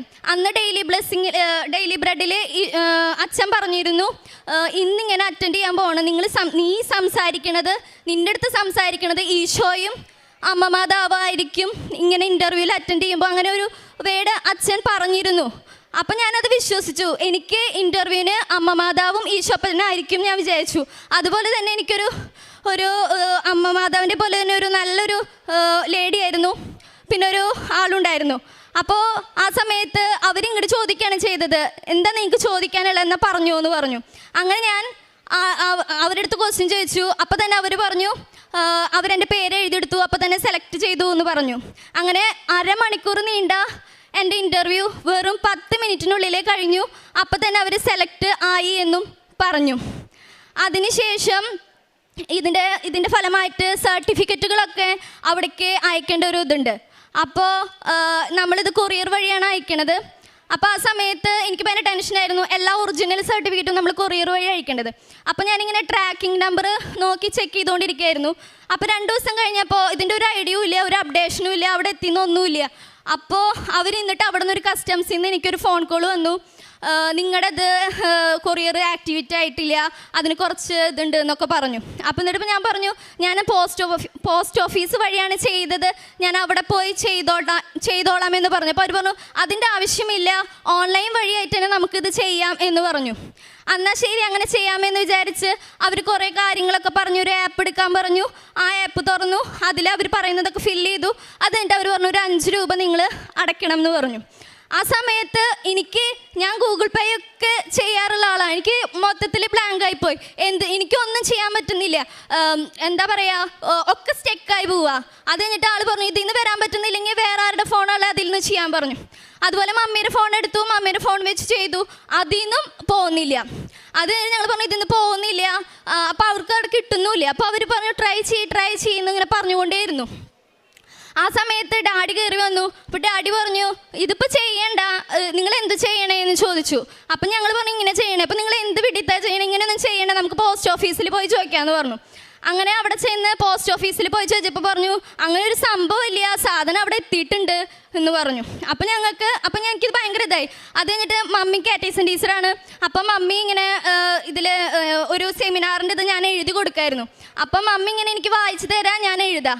അപ്പോൾ ഞാൻ മനസ്സിൽ മമ്മി എഴുതുമ്പോഴും എനിക്ക് മനസ്സിൽ ഞാൻ അങ്ങനെ വിചാരിച്ചുകൊണ്ടിരിക്കുക, ഇതെൻ്റെ അമ്മ മാതാവാണോ എന്നിങ്ങനെ രക്ഷിച്ചത്, ഇത്ര വലിയ ഒരു തട്ടിപ്പിൽ നിന്ന്, അതായത് ഓൺലൈൻ തട്ടിപ്പിൽ നിന്ന് എന്നെ രക്ഷിച്ചത് എൻ്റെ അമ്മ മാതാവാണോ എന്ന് ഞാൻ മനസ്സിൽ ചിന്തിക്കുമ്പോഴേക്കും മമ്മി പറയാണ്, അതിലുള്ളൊരു വാചകം ഇങ്ങനെയാണ്, പരിശുദ്ധ അമ്മയുടെ പ്രത്യക്ഷീകരണത്തിൽ വിശ്വാസം അർപ്പിക്കുവിന്ന്. അപ്പം ഞാൻ ഉറപ്പിച്ചു, ഇതെൻ്റെ മാതാവ് എന്നെ ആ ഒരു തട്ടിപ്പിൽ നിന്ന് എന്നെ രക്ഷിച്ചതാണെന്ന് എനിക്ക് മനസ്സിലായി. എന്നും മാതാവിൻ്റെ അടുത്ത് ഞാൻ എപ്പോഴും സംസാരിക്കും. മാതാവിൻ്റെ അടുത്ത് ഞാൻ റൂമിൽ വന്നിട്ട് എപ്പോഴും ഒന്നില്ലെങ്കിൽ കരയും, അല്ലെങ്കിൽ സംസാരിച്ചുകൊണ്ടിരിക്കും, മാതാവ് എന്തത് ഇങ്ങനെ ഒന്നും ശരിയാവുന്നില്ലല്ലോ എന്ന് പറയും. അങ്ങനെ ഇരിക്കുന്ന സമയത്തൊക്കെ എനിക്ക് മെഴുകുതിരിയിൽ മാതാവിൻ്റെ പ്രസൻസ് കാണും. ഒന്നില്ലെങ്കിൽ ലവ്, ഒന്നില്ലെങ്കിൽ പൂക്കൾ, അങ്ങനെയൊക്കെ. അപ്പം അങ്ങനെ ഒരു ദിവസം ഇങ്ങനെ ഇരിക്കുന്ന സമയത്ത് അപ്പം ഞാൻ വിചാരിച്ചു, 7 ഒരു നമ്പർ എൻ്റെ തിരിയിൽ വന്നു. അപ്പം ഞാൻ വിചാരിച്ചു, ഒന്നില്ലെങ്കിൽ ജനുവരി 7-ാം തീയതി ഞാൻ പോവുമായിരിക്കും, അല്ലെങ്കിൽ അതിൻ്റെ ഇത് അന്നായിരിക്കും വരണേന്ന് വിചാരിച്ചു. അതിന് ജനുവരി 7 ആയിട്ടും ഒരു ഇതുമില്ല. അത് കഴിഞ്ഞിട്ട് പിന്നെ എനിക്ക് 23 എന്നുള്ളൊരു നമ്പർ കിട്ടി. അപ്പം ഞാൻ വിചാരിച്ചു, എൻ്റെ ബർത്ത്ഡേ ഏപ്രിൽ 23 ആണ്, അപ്പം മാതാവ് എനിക്ക് ഗിഫ്റ്റ് തരാനാവൂലേ എന്ന് ഞാൻ മാതാവിൻ്റെ അടുത്ത് ചോദിക്കും ഇങ്ങനെ. അപ്പം എൻ്റെ ഏപ്രിൽ കഴിഞ്ഞിട്ടും എനിക്കൊരു ഇതുമില്ല. 23 കഴിഞ്ഞു. അപ്പം എനിക്ക് വിഷമം. പിന്നെ ഞാനത് മറന്നു. സാരില്ല, എനിക്ക് സമയമായിട്ടുണ്ടാവില്ല, എനിക്ക് എന്തോ വലുത് മാതാവ് നന്നായിട്ട് ഒരുക്കുന്നുണ്ടെന്ന് എനിക്ക് മനസ്സിലായി. അത് കഴിഞ്ഞിട്ട് ഈ ജൂൺ 23 എൻ്റെ വിസ വന്നു. അതുപോലെ തന്നെ വിസയ്ക്ക് വേണ്ടിയിട്ട് ഞാൻ അപ്ലൈ ചെയ്തപ്പോഴും വിസ VFSൽ ചെന്നപ്പോൾ എനിക്ക് കിട്ടിയ നമ്പർ 7 ആയിരുന്നു, ടോക്കൺ നമ്പർ 7 ആയിരുന്നു. പിന്നെ ഞങ്ങൾ അന്ന് അവിടെ ചെന്നപ്പോൾ ഞങ്ങൾ ലേറ്റായി, കാരണം 11 മണിക്കാണ് അപ്പോയിൻമെൻറ്റ്. ഞാൻ അവിടെ എത്തിയപ്പോൾ ബ്ലോക്ക് കാരണം 11:30 അപ്പം ഞാൻ ഭയങ്കര ടെൻഷനായിട്ട് പോയേ. അപ്പോൾ അവിടെ ചെന്നപ്പോൾ അവിടെ ടെക്നിക്കൽ എററാണ്, അതായത് ആദ്യം വന്നവർ പോലും റെഡി ആയിട്ടില്ല. അപ്പോൾ അവർ ഇരിക്കുകയാണ് എല്ലാവരും ഇതായിട്ട്. അപ്പം എന്നെ കയറ്റി. അപ്പം എന്നിട്ട് അന്ന് അച്ഛൻ പറഞ്ഞായിരുന്നു, നമ്മൾ എന്ത് നിയോഗത്തിന് വേണ്ടി പ്രാർത്ഥിക്കണേ, അന്നത്തെ ഡെയിലി ബ്രെഡിൽ പറഞ്ഞിരുന്നു, എന്ത് നിയോഗത്തിന് ഇത് നിങ്ങളുടെ ഡോക്യുമെൻറ്റുകളൊക്കെ വെച്ച് പ്രാർത്ഥിക്കണം, അത് ഇന്ന സ്ഥലത്ത് പോയിട്ട് പ്രാർത്ഥിക്കണം എന്ന് പറഞ്ഞിരുന്നു.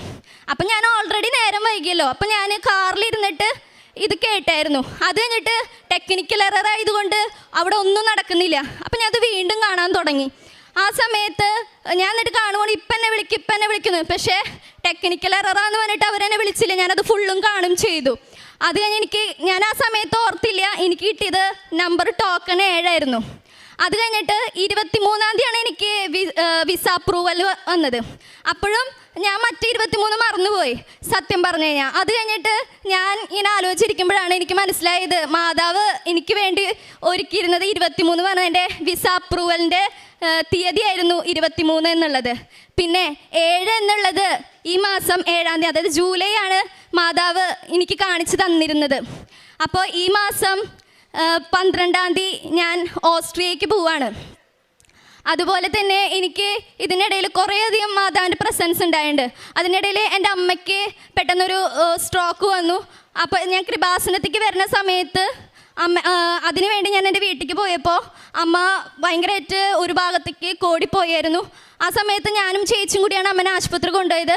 അവിടെ ചെന്നപ്പോൾ ഡോക്ടർമാരൊക്കെ പറഞ്ഞു ആൾക്ക് സ്ട്രോക്കിൻ്റേതായി ഒന്നും കാണുന്നൊന്നുമില്ല, കുഴപ്പമൊന്നുമില്ല, ഇത് വല്ല ഫേഷ്യലിന് എന്തോ സംഭവിച്ചേക്കണതാണ്. പക്ഷെ എൻ്റെ മനസ്സിൽ പറഞ്ഞിരുന്നു എന്തോ ഒരു സംതിങ് സംഭവിച്ചിട്ടുണ്ട് എന്നുള്ള മനസ്സിലിങ്ങനെ പറഞ്ഞുകൊണ്ട്. അപ്പം ഞാൻ ഡോക്ടറെ അടുത്ത് പറഞ്ഞു നമുക്കൊരു MRI എടുത്ത് നോക്കിയാലോ എന്ന് ചോദിച്ചപ്പോൾ സാറ് പറഞ്ഞു നിങ്ങളുടെ ഡൗട്ട് അതാണെങ്കിൽ നമുക്കത് ചെയ്ത് നോക്കാം എന്നുള്ളത് പറഞ്ഞു. അങ്ങനെ MRI ചെയ്യാൻ കൊണ്ടുപോയപ്പോൾ അവിടെ മാതാവിൻ്റെ ഒരു വലിയ രൂപം ഫോട്ടോ ഇരിക്കുന്നുണ്ടായിരുന്നു.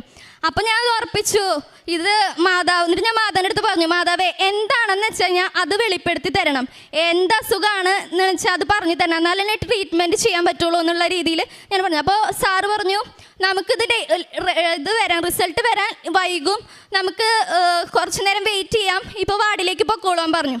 അങ്ങനെ വാർഡിൽ ചെന്ന സമയത്ത് അമ്മേരെ ബെഡ് ഇരിക്കണതിൻ്റെ തൊട്ടപ്പുറത്തെ ടേബിളിന്മേ കൃപാസനം പത്രം ഇരിക്കുന്നുണ്ട്. അത് ഞാൻ എന്നും പ്രാർത്ഥിക്കുന്ന എൻ്റെ മാതാവിൻ്റെ അതേ ഫോട്ടോ അത്രയും വലുപ്പത്തിൽ ഒരു തരം ഇവിടെ തൊട്ട് ഇവിടെയുള്ള ഒരു നീളം എൻ്റെ കയ്യിലുള്ള ആ നീളത്തിലുള്ള അത്രയും തന്നെ കൃപാസനം പത്രത്തിൽ ഞാൻ കണ്ടു. അപ്പോൾ എനിക്ക് ഭയങ്കര സന്തോഷമായി. ഞാൻ എന്നും വൈകിട്ട് പ്രാർത്ഥിക്കണം അതേ രൂപം. അപ്പോൾ എനിക്ക് ഭയങ്കര സന്തോഷമായി. ഞാൻ എന്നിട്ട് മാതാവിൻ്റെ അടുത്ത് പറഞ്ഞു മാതാവ് ഇത് വെളിപ്പെടുത്തി തന്നെയെന്ന്. അപ്പം ഒരു 3:30 സമയമായിരുന്നു.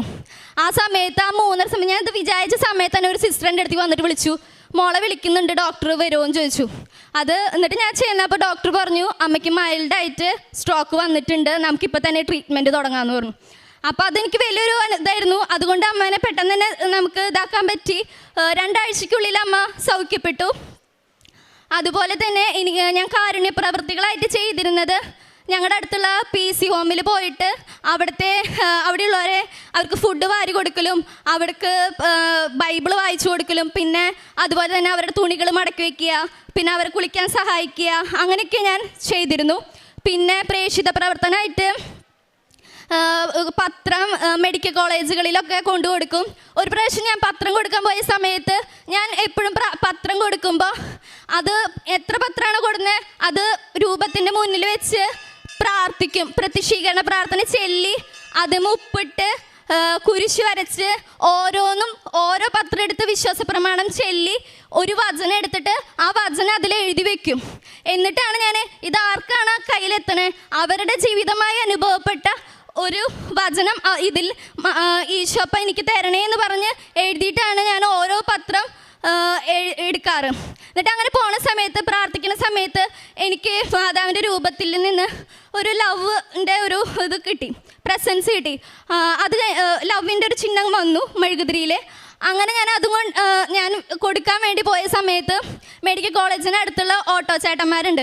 അവിടേക്ക് പോയപ്പോൾ രണ്ടുപേരെടുത്ത് ഞാൻ അങ്ങനെ പറഞ്ഞു, എൻ്റെ സാക്ഷ്യം അവരെടുത്ത് പറഞ്ഞു കൊടുത്തു. എനിക്ക് ഇങ്ങനെ ഉണ്ടായി ഇങ്ങനെയൊക്കെ പറഞ്ഞപ്പോൾ അവരെല്ലാവരും അവിടെയുള്ള എല്ലാ ഓട്ടോക്കാരെയും വിളിച്ച് റൗണ്ടായി നിർത്തി ഒരു ക്ലാസ് പോലെ എൻ്റെ അടുത്ത് ഇവിടുത്തെ കാര്യങ്ങൾ പറഞ്ഞു തരുമെന്ന് ചോദിച്ചു. അങ്ങനെ എനിക്ക് ഈശോ ശിഷ്യന്മാരെ പഠിപ്പിച്ചതുപോലെ അവർക്ക് എല്ലാവർക്കും ഇവിടുത്തെ കാര്യങ്ങളെ കുറിച്ച് പറഞ്ഞു കൊടുക്കാൻ എനിക്ക് സാധിച്ചു. അന്ന് എനിക്ക് ഭയങ്കര സന്തോഷമായി. എല്ലാ ചേട്ടന്മാരും പോണ ചേട്ടന്മാരെ പോലും അവർ വിളിച്ച് ചെയറിട്ട് കൊടുത്ത് അവിടെ ഇരുത്തി. അന്ന് ഞാൻ റോട്ടിൽ ഞാനിങ്ങനെ പ്രസംഗിച്ചു. അതായത് ഈശോനെ കുറിച്ച്, ഇവിടുത്തെ കൃപാസനത്തെക്കുറിച്ച്, ഇവിടുത്തെ വചനത്തെക്കുറിച്ച് എനിക്കുണ്ടായതൊക്കെ ഞാൻ അവരുടെ അടുത്ത് പറഞ്ഞു. അപ്പോൾ അവർക്കൊക്കെ ഭയങ്കര സന്തോഷമായി. അപ്പോൾ എനിക്ക് ഭയങ്കര സന്തോഷമായി. പിന്നെ എനിക്ക് തോന്നി ഇനി എനിക്കിങ്ങനെ വചനങ്ങൾ പ്രഘോഷിക്കാം, അങ്ങനൊരു തോന്നി. അതായത് നമുക്ക് വിശേഷവിധിയായിട്ട് എന്താ ചെയ്യാൻ പറ്റാമെന്ന് അച്ഛൻ എപ്പോഴും പറയാറുണ്ടായിരുന്നു. അപ്പോൾ ഞാൻ എന്ത് ചെയ്തു എന്ന് വെച്ച് കഴിഞ്ഞാൽ സോഷ്യൽ മീഡിയയിൽ അത് റീൽസ് ചെയ്യാം, അതിൽ വചനം പ്രഘോഷിക്കാം. ഓരോ ദിവസം ഓരോ വചനം എടുത്ത് അതിനെക്കുറിച്ച് പറഞ്ഞ്, പിന്നെ കൃപാസനത്തെക്കുറിച്ചും ഞാൻ അതിൽ പറഞ്ഞിട്ടുണ്ട് ഓരോ വീഡിയോസിൽ.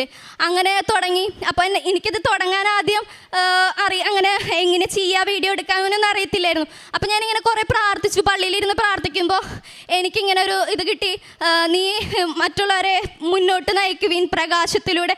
മത്തായി 5:16 എന്നുള്ളൊരു വചനം എനിക്ക് കിട്ടി. അത് എന്നിട്ട് ഞാൻ വീട്ടിൽ വന്ന് നോക്കിയപ്പോൾ അതിങ്ങനെയായിരുന്നു, മറ്റുള്ളവരെ ഇതിലേക്ക് മുന്നോട്ട് നയിക്കുക സുവിശേഷത്തിൻ്റെ, അതായിരുന്നു. അത് കഴിഞ്ഞിട്ട് ഞാൻ അന്ന് പിറ്റേ ദിവസം എനിക്ക് ഈ തുടങ്ങണേക്കാട്ട് മുന്നേ ഞാൻ കൃപാസനത്തിലേക്ക് വന്നു. അമ്മ മാതാവിൻ്റെ അടുത്ത് ചോദിച്ചു, മാതാവ് എനിക്ക് ടെൻഷനുണ്ട്, ഞാനിങ്ങനെ തുടങ്ങാൻ പോവാണ് ഒരു ചാനൽ, ഇതുപോലെയാണ്, എനിക്കറിയില്ല, മറ്റുള്ളവരൊക്കെ കളിയാക്കിയാലും കുഴപ്പമില്ല, പക്ഷെ ഞാനത് ചെയ്തോട്ടെ എന്നുള്ള രീതിയിൽ ചോദിച്ചു. പക്ഷെ അതിന് മുന്നൊക്കെ എനിക്കിവിടെ വരുമ്പോൾ മാതാവിനെയാണ് കിട്ടാറ്. ഇവിടെ പ്രദക്ഷിണമായിട്ട് പോകുമ്പോൾ മാതാവിനെയാണ് എനിക്ക് കിട്ടാറ്.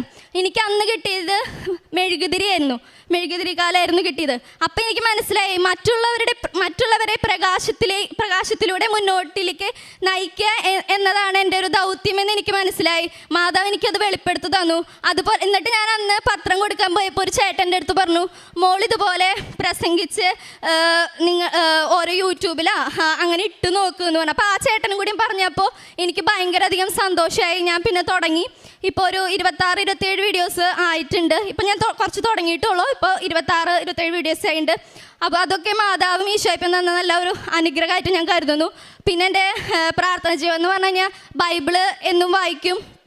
അതുപോലെ തന്നെ എന്നും ഞാൻ എപ്പോഴും ഞാൻ അമ്മയുടെ പ്രത്യക്ഷീകരണത്തിന് എന്നെ വലിയൊരു സാക്ഷിയായി ഉയർത്തണമേ എന്ന് ഞാൻ പ്രാർത്ഥിക്കാറുണ്ടായിരുന്നു.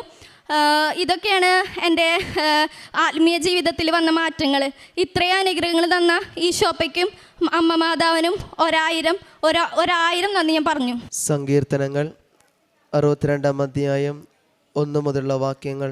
ദൈവത്തിൽ മാത്രമാണ് എനിക്ക് ആശ്വാസം, അവിടുന്നാണ് എനിക്ക് രക്ഷ നൽകുന്നത്, അവിടുന്ന് മാത്രമാണ് എൻ്റെ അപേക്ഷയിലെയും കോട്ടയും. പരിശുദ്ധ മാതാവിൻ്റെ പ്രത്യക്ഷീകരണ സാക്ഷിയായിട്ട് സാന്ദ്ര സൈമൺ തൃശ്ശൂർ തൻ്റെ അനുഭവസാക്ഷി നമുക്ക് മുമ്പിൽ പങ്കുവെക്കുകയായിരുന്നു. വളരെയേറെ വ്യക്തമായിരുന്നു ഈ മകളുടെ സാക്ഷ്യം. ഈ മകള് ഇവിടെ പറഞ്ഞു വെക്കുന്നുണ്ട്, ഉടമ്പടി എടുത്തെങ്കിലും അതിനോട് ചേർന്ന കാര്യങ്ങൾ ഞാൻ ചെയ്യാതെ കണ്ട് പോകുമായിരുന്നു എന്നുള്ളത്. പിന്നെ ഉണ്ടാകുന്നൊരു തിരിച്ചറിവാണ് ഉടമ്പടി പ്രകാരം ജീവിക്കുക എന്നുള്ള തിരിച്ചറിവ്. അതിലോട് ചേർന്നുകൊണ്ട് ജീവിക്കുമ്പോൾ തടസ്സങ്ങളൊക്കെ ഉണ്ടായിരുന്നിട്ടും അത് പരിശുദ്ധ ഇടപെടലിലൂടെ എക്സാം പാസ്സാകുവാനാണെങ്കിലും ഇൻ്റർവ്യൂ ആണെങ്കിലും അത് അരമണിക്കൂർ നീണ്ടു നിൽക്കുന്ന ഇൻ്റർവ്യൂ 10 മിനിറ്റ് കൊണ്ട് കഴിയുകയും അതോടൊപ്പം തന്നെ പരിശുദ്ധമ്മയുടെ വലിയൊരു ഇടപെടൽ ഈ മകളുടെ ജീവിതത്തിൽ നമുക്ക് മനസ്സിലാക്കുവാനായിട്ട് സാധിക്കുകയും ചെയ്യും. അതുപോലെ തന്നെ ഈ ഡോക്യുമെൻറ്റിൻ്റെ കാര്യത്തിലാണെങ്കിലും എല്ലാ ഡോക്യുമെൻ്റ് അയച്ചെങ്കിൽ അത് അപ്ഡേഷൻ കിട്ടാത്ത രീതിയിലൊരു മെസ്സേജൊക്കെ വരുമ്പോൾ അതിനെക്കുറിച്ചുള്ള ആകുലതയും ഒക്കെ ഉണ്ടാകുമ്പോഴത്തേക്ക് പലപ്പോഴും അത് എന്താണെന്നുള്ളത് നേരിട്ട് ചോദിക്കാതെ കണ്ട ഓൺലൈൻ വഴി ചെയ്യാനുള്ള പോകുമ്പോഴത്തേക്ക് പിന്നെ ഉണ്ടാകുന്ന തിരിച്ചറിവ് അതൊരു ഓൺലൈൻ തട്ടിപ്പാണെന്നുള്ളൊരു ബോധ്യമാണ്. എന്നാൽ അത് പരിശുദ്ധ അമ്മയുടെ ഒരു ഇടപെടലിലൂടെയാണ് അതിനെക്കുറിച്ചുള്ളൊരു തിരിച്ചറിവ് ഉണ്ടാവുകയും ചെയ്യുന്നത്. അതോടൊപ്പം തന്നെ ഈ മകളുടെ പ്രേക്ഷിത പ്രവർത്തനങ്ങളിലാണെങ്കിലും കാരുണ്യ പ്രവർത്തനത്തിലാണെങ്കിലും ഇപ്രകാരം മരിയുടമ്പൊഴി ചേർന്നുകൊണ്ട് സാക്ഷ്യമായിട്ട് ജീവിക്കാമെന്നുള്ളൊരു വാക്ക് ഈ മകളുടെ വാക്കിൽ നമുക്ക് മനസ്സിലാക്കാൻ സാധിക്കുന്നുണ്ട്. വചനത്തെ പ്രഘോഷിക്കുവാനും അനുസരിച്ച് ജീവിക്കുവാനും അതൊരു ചാനലോട് ചേർന്നുകൊണ്ട് തൻ്റെ ജീവിതത്തെ മറ്റുള്ളവരിലേക്ക് എത്തിച്ചു കൊടുക്കാനും കൃപാസനത്തെക്കുറിച്ചും മരിയുടമ്പടി ജീവിതത്തെക്കുറിച്ചും വചന എപ്രകാരമൊക്കെ വ്യാഖ്യാനിച്ചു കൊടുക്കണമെന്നുള്ള ഈ മകളുടെ വാക്കുകളിൽ നമുക്കത് പൂർണ്ണമായ ബോധ്യമായിരുന്നു.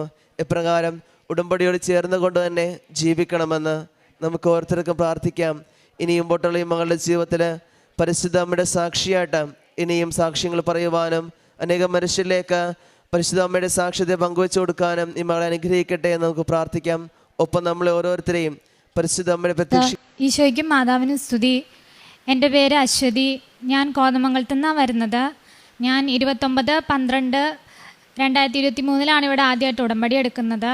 ഇത് എൻ്റെ രണ്ടാമത്തെ സാക്ഷിയാണ്. അപ്പോൾ ആദ്യം ഞാൻ ഇതിനു മുമ്പ് പുതുക്കാൻ വന്നപ്പോൾ എനിക്ക് ജോലി നഷ്ടപ്പെട്ടിരുന്നു. അപ്പോൾ വേറൊരു ജോലിക്ക് വേണ്ടി ഞാൻ ട്രൈ ചെയ്യായിരുന്നു. മാതാവിനോട് ഞാൻ ഒരുപാട് പ്രാർത്ഥിച്ചു. ഞാൻ ഫാർമസി പഠിച്ചതാണ്. അപ്പോൾ എനിക്ക് മാതാവ് നല്ലൊരു സ്ഥലത്ത് ജോലി തന്നു. പക്ഷേ ഒരുപാട് ദൂരം ഉണ്ടായിരുന്നു. 2 ബസ് കയറിയാണ് ഞാൻ ജോലിക്ക് പോയിരുന്നത്. അപ്പോൾ അതെനിക്ക് ബുദ്ധിമുട്ടായിരുന്നു. തണുപ്പടിച്ച് കഴിയുമ്പോൾ നീർക്കൊട്ടൊക്കെ ഉണ്ടാവും. അപ്പോൾ ഞാൻ എല്ലാ മാസവും ഇവിടെ വരും. അപ്പോൾ ഞാൻ മാതാവിനോട് അത് പ്രാർത്ഥിച്ചുള്ളൂ, നിയോഗം വെച്ചില്ല. മാതാവേ എനിക്ക് ജോലി എളുപ്പമാക്കി തരണം, ഇങ്ങനെ 2 ബസ് കയറുമ്പോൾ ഭയങ്കര ബുദ്ധിമുട്ടാണ് എന്ന് പറഞ്ഞ് ഞാൻ പ്രാർത്ഥിച്ചു. മാതാവ് എൻ്റെ വീടിൻ്റെ അടുത്ത് തന്നെ കുറച്ച് ദൂരെ തന്നെയായിട്ട് 15 രൂപ പോയിന്റിന് അതേ സ്ഥാപനത്തിൻ്റെ ഉടമ തന്നെ മറ്റൊരു കട തുടങ്ങി. അങ്ങോട്ടേക്ക് ആദ്യം എന്നെ വിടുന്ന് തീരുമാനിച്ചില്ലായിരുന്നു, വേറെ ആളെ തീരുമാനിച്ചിരുന്നേ. അപ്പോഴും ഞാൻ മാതാവിനോട് വന്ന് പറഞ്ഞു എന്നെ അങ്ങോട്ടേക്ക് വിടാൻ മാതാവ് സഹായിക്കണം എന്ന് പറഞ്ഞു പ്രാർത്ഥിച്ചു. പുള്ളി ഇങ്ങോട്ട് വന്ന് എന്നോട് പറഞ്ഞു, അശ്വതി അങ്ങോട്ട് മാറിക്കോ, ഇയാൾക്ക് അവിടെയാണെങ്കിൽ എളുപ്പമാണ്, പോയി വരാൻ എളുപ്പമല്ലേ എന്ന് പറഞ്ഞു. പിന്നെ ജോലിസ്ഥലത്ത് എന്തെങ്കിലും ബുദ്ധിമുട്ടുണ്ടായാൽ ഞാൻ ആദ്യം മാതാവിനോട് പറയും. അതിപ്പോൾ എന്ത് കാര്യത്തിനാണെങ്കിലും ബുദ്ധിമുട്ടുണ്ടായാൽ ഞാൻ ആദ്യം മാതാവിനോട് പറയും. പ്രശ്നങ്ങൾ വരുമ്പോൾ ആദ്യമൊക്കെ എനിക്ക് ധൈര്യം ഉണ്ടായിരുന്നില്ല. ഞാൻ വേഗം പേടിക്കും, ഒന്നും സംസാരിക്കില്ലാത്ത ഒരാളായിരുന്നു. പക്ഷെ ഇപ്പം പ്രശ്നങ്ങൾ വരുമ്പോൾ എനിക്ക് നല്ല ധൈര്യമുണ്ട്. ആദ്യം ഞാനത് മാതാവിനോട് പറയും. എന്നിട്ട് മാതാവ് എന്താ വെച്ചാൽ ചെയ്തോ, തീരുമാനിച്ചോ എന്നേ ഞാൻ പറയുള്ളൂ. എനിക്ക് എന്തെങ്കിലും ഒരു കാര്യം വേണമെങ്കിൽ പോലും ഞാൻ മാതാവിനോടാണ് പറയുന്നത്. എനിക്കിത് വേണമെന്ന് ആഗ്രഹമുണ്ട്, അതെനിക്ക് നല്ലതാണോ എന്നറിയില്ല, മാതാവ് തീരുമാനിച്ച് എനിക്ക് നൽകിയാൽ മതി എന്നേ ഞാൻ പറഞ്ഞിരുന്നത്. അടുത്ത സാക്ഷ്യം എൻ്റെ മോനാണ്. അവന് ജനിച്ചപ്പം മുതൽ ഇമ്മ്യൂണിറ്റി പവർ കുറവായിരുന്നു. അപ്പോൾ വേഗം അസുഖങ്ങളുണ്ടാവും. പ്രത്യേകിച്ച് തണുപ്പൊക്കെ അടിക്കുമ്പോൾ ചുമയും പനിയൊക്കെ വന്നാൽ മാറില്ല, ആൻറ്റിബയോട്ടിക് എടുത്താലേ മാറുമായിരുന്നുള്ളൂ. അപ്പം ഞാൻ മാതാവിൻ്റെ അടുത്ത് പ്രാർത്ഥിച്ചു, ഇവനെ ഞാൻ ജപമാല റാലിക്ക് കൊണ്ടുവന്നോളാം, അപ്പോൾ ഇവൻ്റെ അസുഖം മാറ്റി കൊടുക്കണേന്ന് പറഞ്ഞു പ്രാർത്ഥിച്ച് കഴിഞ്ഞ പ്രാവശ്യം ജപമാല റാലിക്ക് ഞാൻ ഇവനെ കൊണ്ടുവന്നു. അപ്പോൾ വന്നപ്പോഴും ഇവന് പനി മാറിയേ ഉണ്ടായിരുന്നുള്ളൂ, ചുമ ശരിക്കും മാറിയിട്ടുമില്ല. പക്ഷെ ജപമാല റാലി മുടക്കണ്ടെന്ന് കരുതി ഞാൻ മോനെ കൊണ്ട് വന്നു. ഞങ്ങൾ രണ്ടുപേരും കൂടി നടന്നു, ജപമാല റാലിക്ക് പ്രാർത്ഥിച്ച് നടന്നു. കുറച്ചൊക്കെ അപ്പോൾ അവൻ ക്ഷീണിച്ചെങ്കിലും പയ്യെ പിന്നെയും എൻ്റെ കൂടെ നടക്കും, പ്രാർത്ഥിച്ച് നടക്കും. അതിനുശേഷം പിന്നെ ഇതുവരെ അവന് പനിച്ചിരുന്നില്ല. പനി പിന്നെ വന്നിട്ടേ ഇല്ല. ചിലപ്പോൾ വല്ല ചുമയും വന്നാലേ ഉള്ളൂ, അതും വേഗം മാറുകയും ചെയ്യും. പിന്നെ ഇതുവരെ ആൻറ്റിബയോട്ടിക് അവൻ എടുക്കേണ്ടിയും വന്നിട്ടില്ല. അപ്പോൾ കഴിഞ്ഞ പ്രാവശ്യം സാക്ഷ്യം പറഞ്ഞപ്പോൾ ഞാനത് പറയാൻ വിട്ടുപോയി, മറന്നുപോയിരുന്നു. ആദ്യമായിട്ട് സാക്ഷ്യം പറഞ്ഞ കാരണം എനിക്ക് അന്നേരം ആ സമയത്ത് അത് ഓർമ്മ വന്നില്ല. പക്ഷെ ഞാനത് ഓർക്കാതെ മറന്നുപോയതാ. പക്ഷെ അന്ന് വീട്ടിൽ ചെന്നപ്പോൾ അന്ന് ഞാൻ ഇവിടുന്ന് പോയപ്പോൾ മനസ്സിൽ വിചാരിച്ചു സാരമില്ല ഇനിത്തെ പ്രാവശ്യം പറയാം എന്ന് വിചാരിച്ചു. ഞാൻ മാപ്പ് പറഞ്ഞില്ല പറയാൻ പറ്റാത്തതിൻ്റെ പേരിൽ. അപ്പോൾ വീട്ടിൽ ചെന്ന് കഴിഞ്ഞപ്പോൾ അവൻ അന്ന് പനിച്ചു. അപ്പം ഞാൻ രാത്രി മാതാവിനോട് പ്രാർത്ഥിച്ചു, മാതാവേ ഞാൻ സാക്ഷ്യം പറയാൻ ഓർത്തില്ല, എന്നോട് ക്ഷമിക്കണം, ഇനി സാക്ഷി ഞാൻ പറയുമ്പോൾ അത് പറഞ്ഞേക്കാം, ഉറപ്പായിട്ട് ഞാൻ പറഞ്ഞേക്കാം എന്ന് പറഞ്ഞ് പ്രാർത്ഥിച്ച് മാതാവിൻ്റെ ഉപ്പിട്ടിവന് വെള്ളം കൊടുത്തു. അന്ന് പിറ്റേ ദിവസം പനി നിന്നു, പിന്നെ പനിച്ചില്ല. പിന്നെ ഇതുവരെയും പനി ഒന്നും ഉണ്ടായിട്ടില്ല. ആസനത്തിൽ വരുന്നത് ആദ്യം എൻ്റെ അച്ഛനങ്ങനെ മാതാവിന് ഇഷ്ടക്കുറവൊന്നുമില്ല, മകയ്ക്ക് പള്ളികളിലൊക്കെ പോവും. പക്ഷെ ഇവിടെ വരുന്നതിനോട് വലിയ താല്പര്യമില്ലായിരുന്നു ആദ്യം. അപ്പം ഞാൻ ഉപവാസം എടുക്കുമ്പോൾ എന്നെ വഴുക്കുറിയും, എന്തിനു ഉപവാസം എടുക്കുന്നതെന്നൊക്കെ ചോദിച്ച് വഴുക്കുറിയായിരുന്നു. അപ്പം ഞാനത് കാര്യമാക്കില്ല, ഞാനിരുന്ന് പ്രാർത്ഥിച്ചുകൊണ്ടിരിക്കും. മാതാവിനോട് അന്നേരം ഞാൻ പറയും, ഞാനായിട്ട് ഒന്നും പറയില്ല, മാതാവായിട്ട് മാറ്റിയാൽ മതി, ഞാനൊന്നും പറയില്ല, ഞാൻ ആദ്യമേ പറഞ്ഞിരുന്നു. പിന്നീട് പയ്യെ പയ്യെ മാറ്റം വന്നു തുടങ്ങി. വീട്ടിലിപ്പോൾ നോൺ വെജ് മേടിക്കുകയാണെങ്കിൽ ആദ്യം അച്ഛൻ എന്നെ വിളിച്ച് ചോദിക്കും, നിനക്കിന്ന് ഉപവാസം ഉണ്ടോ, എന്ന് ചോദിക്കും. ഉണ്ടെന്ന് പറയുവാണെങ്കിൽ പറയും എന്നാൽ നാളെ മേടിക്കാം എന്ന് പറഞ്ഞാൽ അങ്ങനെ ചെയ്യും. പിന്നെ പള്ളിയിൽ വരുന്നതിന് രാവിലെ എന്നെ ബസ് കയറാനായിട്ട് ടൗണിൽ അച്ഛൻ എന്നെ കൊണ്ടുവന്ന് വിടുന്നത്. വരാൻ നേരത്ത് ഞങ്ങൾക്ക് മാതാവിൻ്റെ അടുത്ത് വയ്ക്കാൻ പൂമാല മേടിക്കാനൊക്കെ പൈസ തരും, പ്രാർത്ഥിക്കണം എന്നും പറഞ്ഞ് നേർച്ചയിടാനൊക്കെ പൈസ തരും. പക്ഷേ ഇതുവരെ ഇങ്ങോട്ട് വന്നിരുന്നില്ല. അപ്പോഴും ഞാൻ പറഞ്ഞു മാതാവിനോട്, ഞാനൊരു കാര്യവും പറഞ്ഞ് ചെയ്യിക്കില്ല, മാതാവ് ഇടപെട്ട് ചെയ്യിച്ചാൽ മതി എന്ന് പറഞ്ഞിരുന്നു. അപ്പോൾ അച്ഛന് തന്നെ തോന്നി, ഇന്നലെ കഴിഞ്ഞ 2 ദിവസം മുന്നേ എന്നോട് പറഞ്ഞു ഞാനും വരാൻ കൂടെ എന്നും പറഞ്ഞ്. ഇന്ന് ഞാനും അച്ഛനും മോനും എല്ലാവരും ഒരുമിച്ചാണ് വന്നിരിക്കുന്നത്. അവിടെ കുർബാനയുടെ സമയത്ത് അച്ഛൻ അവിടെ നിൽക്കണ്ടായിരുന്നു. ഇതുവരെ അച്ഛൻ അങ്ങനെ പള്ളി കയറി ഒരുപാട് നേരം നിൽക്കണം ഞാൻ കണ്ടിട്ടില്ല. ഇന്നാദ്യമായിട്ട് അങ്ങനെ കുറേ നേരം നിന്നു. പിന്നെ അത് മാതാവ് അച്ഛന് കൊടുത്തൊരു വലിയ മാറ്റമാണ്. പിന്നെ ഞാൻ ആത്മീയ കാര്യങ്ങളിൽ എനിക്ക് എന്നോട് ആരെങ്കിലും സഹായം ചോദിച്ചാൽ എൻ്റെ കയ്യിൽ ഉള്ളതനുസരിച്ച് ഞാൻ കൊടുക്കും. അതുപോലെ വീടിൻ്റെ അടുത്തുള്ള ഒരു സിസ്റ്റർമാർ കിടപ്പ് രോഗികളെ നോക്കുന്ന സ്ഥലമുണ്ട്. അവിടെ ഞങ്ങൾ പോവാറുണ്ട്. അവിടെ അവരുടെ ഒപ്പം വർത്താനം പറഞ്ഞിരിക്കും, ഭക്ഷണം കഴിക്കാൻ പോവും. ക്രിസ്മസിന് ഈസ്റ്ററിനൊക്കെ അവരുടെ അടുത്ത് പോവാറുണ്ട്. പിന്നെ പത്രം കൊടുക്കുന്നത് ഞാൻ വീടുകളിലൂടെ കയറിയാണ് കൊടുക്കുന്നത്. നടന്നു പോയി കൊടുക്കും, ദൂരം ഒന്നും നോക്കൂല. ഞാൻ ജോലി കഴിഞ്ഞ് വരുമ്പോഴായിരിക്കും, ചിലപ്പോൾ ജോലിക്ക് പോകുന്ന സമയം അനുസരിച്ചായിരിക്കും, എനിക്ക് കിട്ടുന്ന സമയം അനുസരിച്ച് ഞാൻ പത്രം കൊടുക്കുന്നത്. അത് നടന്നാൽ ഞാൻ കൊടുക്കുന്നത്. എത്ര ദൂരമാണെങ്കിലും ഞാൻ നടന്നാൽ കൊടുക്കൂ. അപ്പോൾ പത്രം കൊടുക്കുന്ന ദിവസം ഞാൻ ഒന്നും കഴിക്കാതെ പോയിട്ട് അത് കൊടുത്തതിന് ശേഷം മാത്രമേ ഞാൻ വെള്ളം പോലും കുടിക്കുള്ളൂ. അതൊക്കെ മാതാവ് എനിക്ക് തന്നൊരു ശക്തിയാണ്. നേരത്തെ ഭക്ഷണം കഴിക്കാതിരുന്ന ഇച്ചിരി നേരം പോലും കഴിക്കാതിരിക്കാൻ പറ്റാത്ത എനിക്ക് ഇപ്പം ഭക്ഷണം കഴിക്കാതിരിക്കുന്നതിലൊരു ബുദ്ധിമുട്ടും തോന്നില്ല. ആത്മീയ കാര്യങ്ങളിൽ മാറ്റം എന്ന് പറഞ്ഞിട്ടുണ്ടെങ്കിൽ നേരത്തെ അത് ഒരുപാട് പ്രാർത്ഥിക്കുന്ന ഒരാളല്ല ഞാൻ പള്ളിയിൽ പോയാലും ചുമ്മാ മാതാവിനെ ഇങ്ങനെ നോക്കിയിരിക്കുന്നല്ലാതെ എനിക്കങ്ങനെ വലിയ കാര്യമായിട്ട് പ്രാർത്ഥിക്കാൻ അറിയില്ലായിരുന്നു. ഇപ്പോൾ എപ്പോഴും മാതാവിനെ ഇങ്ങനെ നോക്കിയിരിക്കും. ചിലപ്പോൾ ഞാൻ ജോലി ചെയ്യുമ്പോൾ ഞാൻ തന്നെയാണെങ്കിൽ പോലും ഞാൻ മാതാവിനോട് സംസാരിച്ചുകൊണ്ടിരിക്കും. എൻ്റെ കൂടെ മാതാവ് ഉണ്ടെന്ന രീതിയിലാണ് ഞാൻ നടക്കുന്നതും സംസാരിക്കുന്നതും. ഞാൻ ജോലി ചെയ്യുന്ന കടയിൽ ഞാൻ മാതാവിൻ്റെ ഒരു ഫോട്ടോ ഇവിടെ നിന്ന് കൊണ്ടുവന്ന് വെച്ചു. അതിൻ്റെ ഉടമസ്ഥൻ എന്നോടൊന്നും പറഞ്ഞൊന്നുമില്ല. ആരുമില്ലാത്തപ്പോൾ ഞാനപ്പോൾ അവിടെ പോയിരുന്ന് വർത്താനം പറയും മാതാവിനോട്. എനിക്ക് ദേഷ്യം വന്നാൽ ചിലപ്പോൾ ഞാൻ മാതാവിനോട് ദേഷ്യപ്പെടും. സങ്കടം വന്നാൽ ഞാൻ സങ്കടപ്പെട്ട് പറയും. സന്തോഷം ഉണ്ടെങ്കിൽ ആദ്യം ഓടിപ്പോയി പറയുന്നു മാതാവിനോടായിരിക്കും.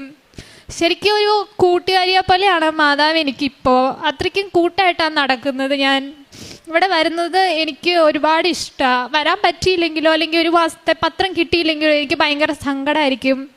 ഞാൻ സങ്കടപ്പെട്ട് പറഞ്ഞു കഴിയുമ്പോൾ ഞാൻ ചോദിക്കും, ഈ മാസത്തെ പത്രം എനിക്ക് കിട്ടിയില്ലല്ലോ, വരാൻ പറ്റാത്തതുകൊണ്ടാണോ എന്നൊക്കെ ഞാൻ ചോദിക്കുമ്പോൾ എനിക്ക് അന്നേ ദിവസം വൈകുന്നേരത്തിനുള്ള പത്രം കിട്ടും. ഇത്രയും അനുഗ്രഹങ്ങൾ തന്ന ഈശോയ്ക്കും മാതാവിനും ഞാൻ 1000 നന്ദി പറയുന്നു. അപ്പസ്തോല പ്രവർത്തനങ്ങൾ 4-ാം അധ്യായം 12-ാം തിരുവചനം. ആകാശത്തിനു കീഴെ മനുഷ്യരുടെ ഇടയിൽ നമുക്ക് രക്ഷയ്ക്ക് വേണ്ടി മറ്റൊരു നാമവും നൽകപ്പെട്ടിട്ടില്ല. ഈശോയുടെ നാമം പ്രഘോഷിക്കപ്പെടുന്ന എല്ലായിടങ്ങളിലും അവിടുത്തെ നാം മഹത്വീകരിക്കുകയാണെന്ന് നമുക്ക് മനസ്സിലാക്കാം. അശ്വതി എന്ന ഈ മകളുടെ പ്രത്യക്ഷീകരണ സാക്ഷ്യത്തിൽ നമുക്ക് മനസ്സിലാകുന്നത്, സമയച്ചുരുക്കത്തിൻ്റെ അമ്മ യാതൊരു യോഗ്യതകളുമില്ലാതെയാണ് മകൾക്ക് തൻ്റെ ജോലിയിൽ നിന്നുള്ള സ്ഥലത്തു നിന്ന് മറ്റൊരു സ്ഥലത്തേക്കുള്ള മാറ്റം കൊടുത്തത് എന്ന് മകളേറ്റു പറയുകയുണ്ടായി. തനിക്ക് ആ സമയത്ത് ആഗ്രഹിച്ച കാര്യങ്ങൾ മാത്രമാണ് പരിശുദ്ധ അമ്മയുടെ മധ്യസ്ഥതയിൽ ഈശോ മകൾക്ക് നൽകിയത്.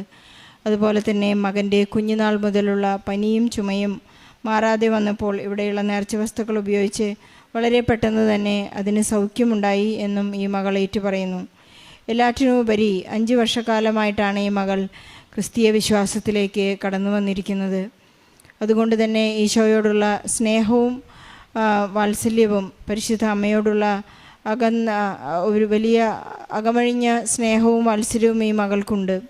എപ്പോഴും പരിശുദ്ധ അമ്മയെ നോക്കിയിരിക്കുവാനും തൻ്റെ ആഗ്രഹങ്ങളെല്ലാം പരിശുദ്ധ അമ്മയോട് യഥാസമയം പറയുമ്പോൾ ആഗ്രഹിക്കുമ്പോൾ തന്നെ അതെല്ലാം ലഭിക്കുന്ന ഒരു പ്രത്യേക സ്വഭാവവിശേഷം ഈ മകൾക്കുണ്ട്.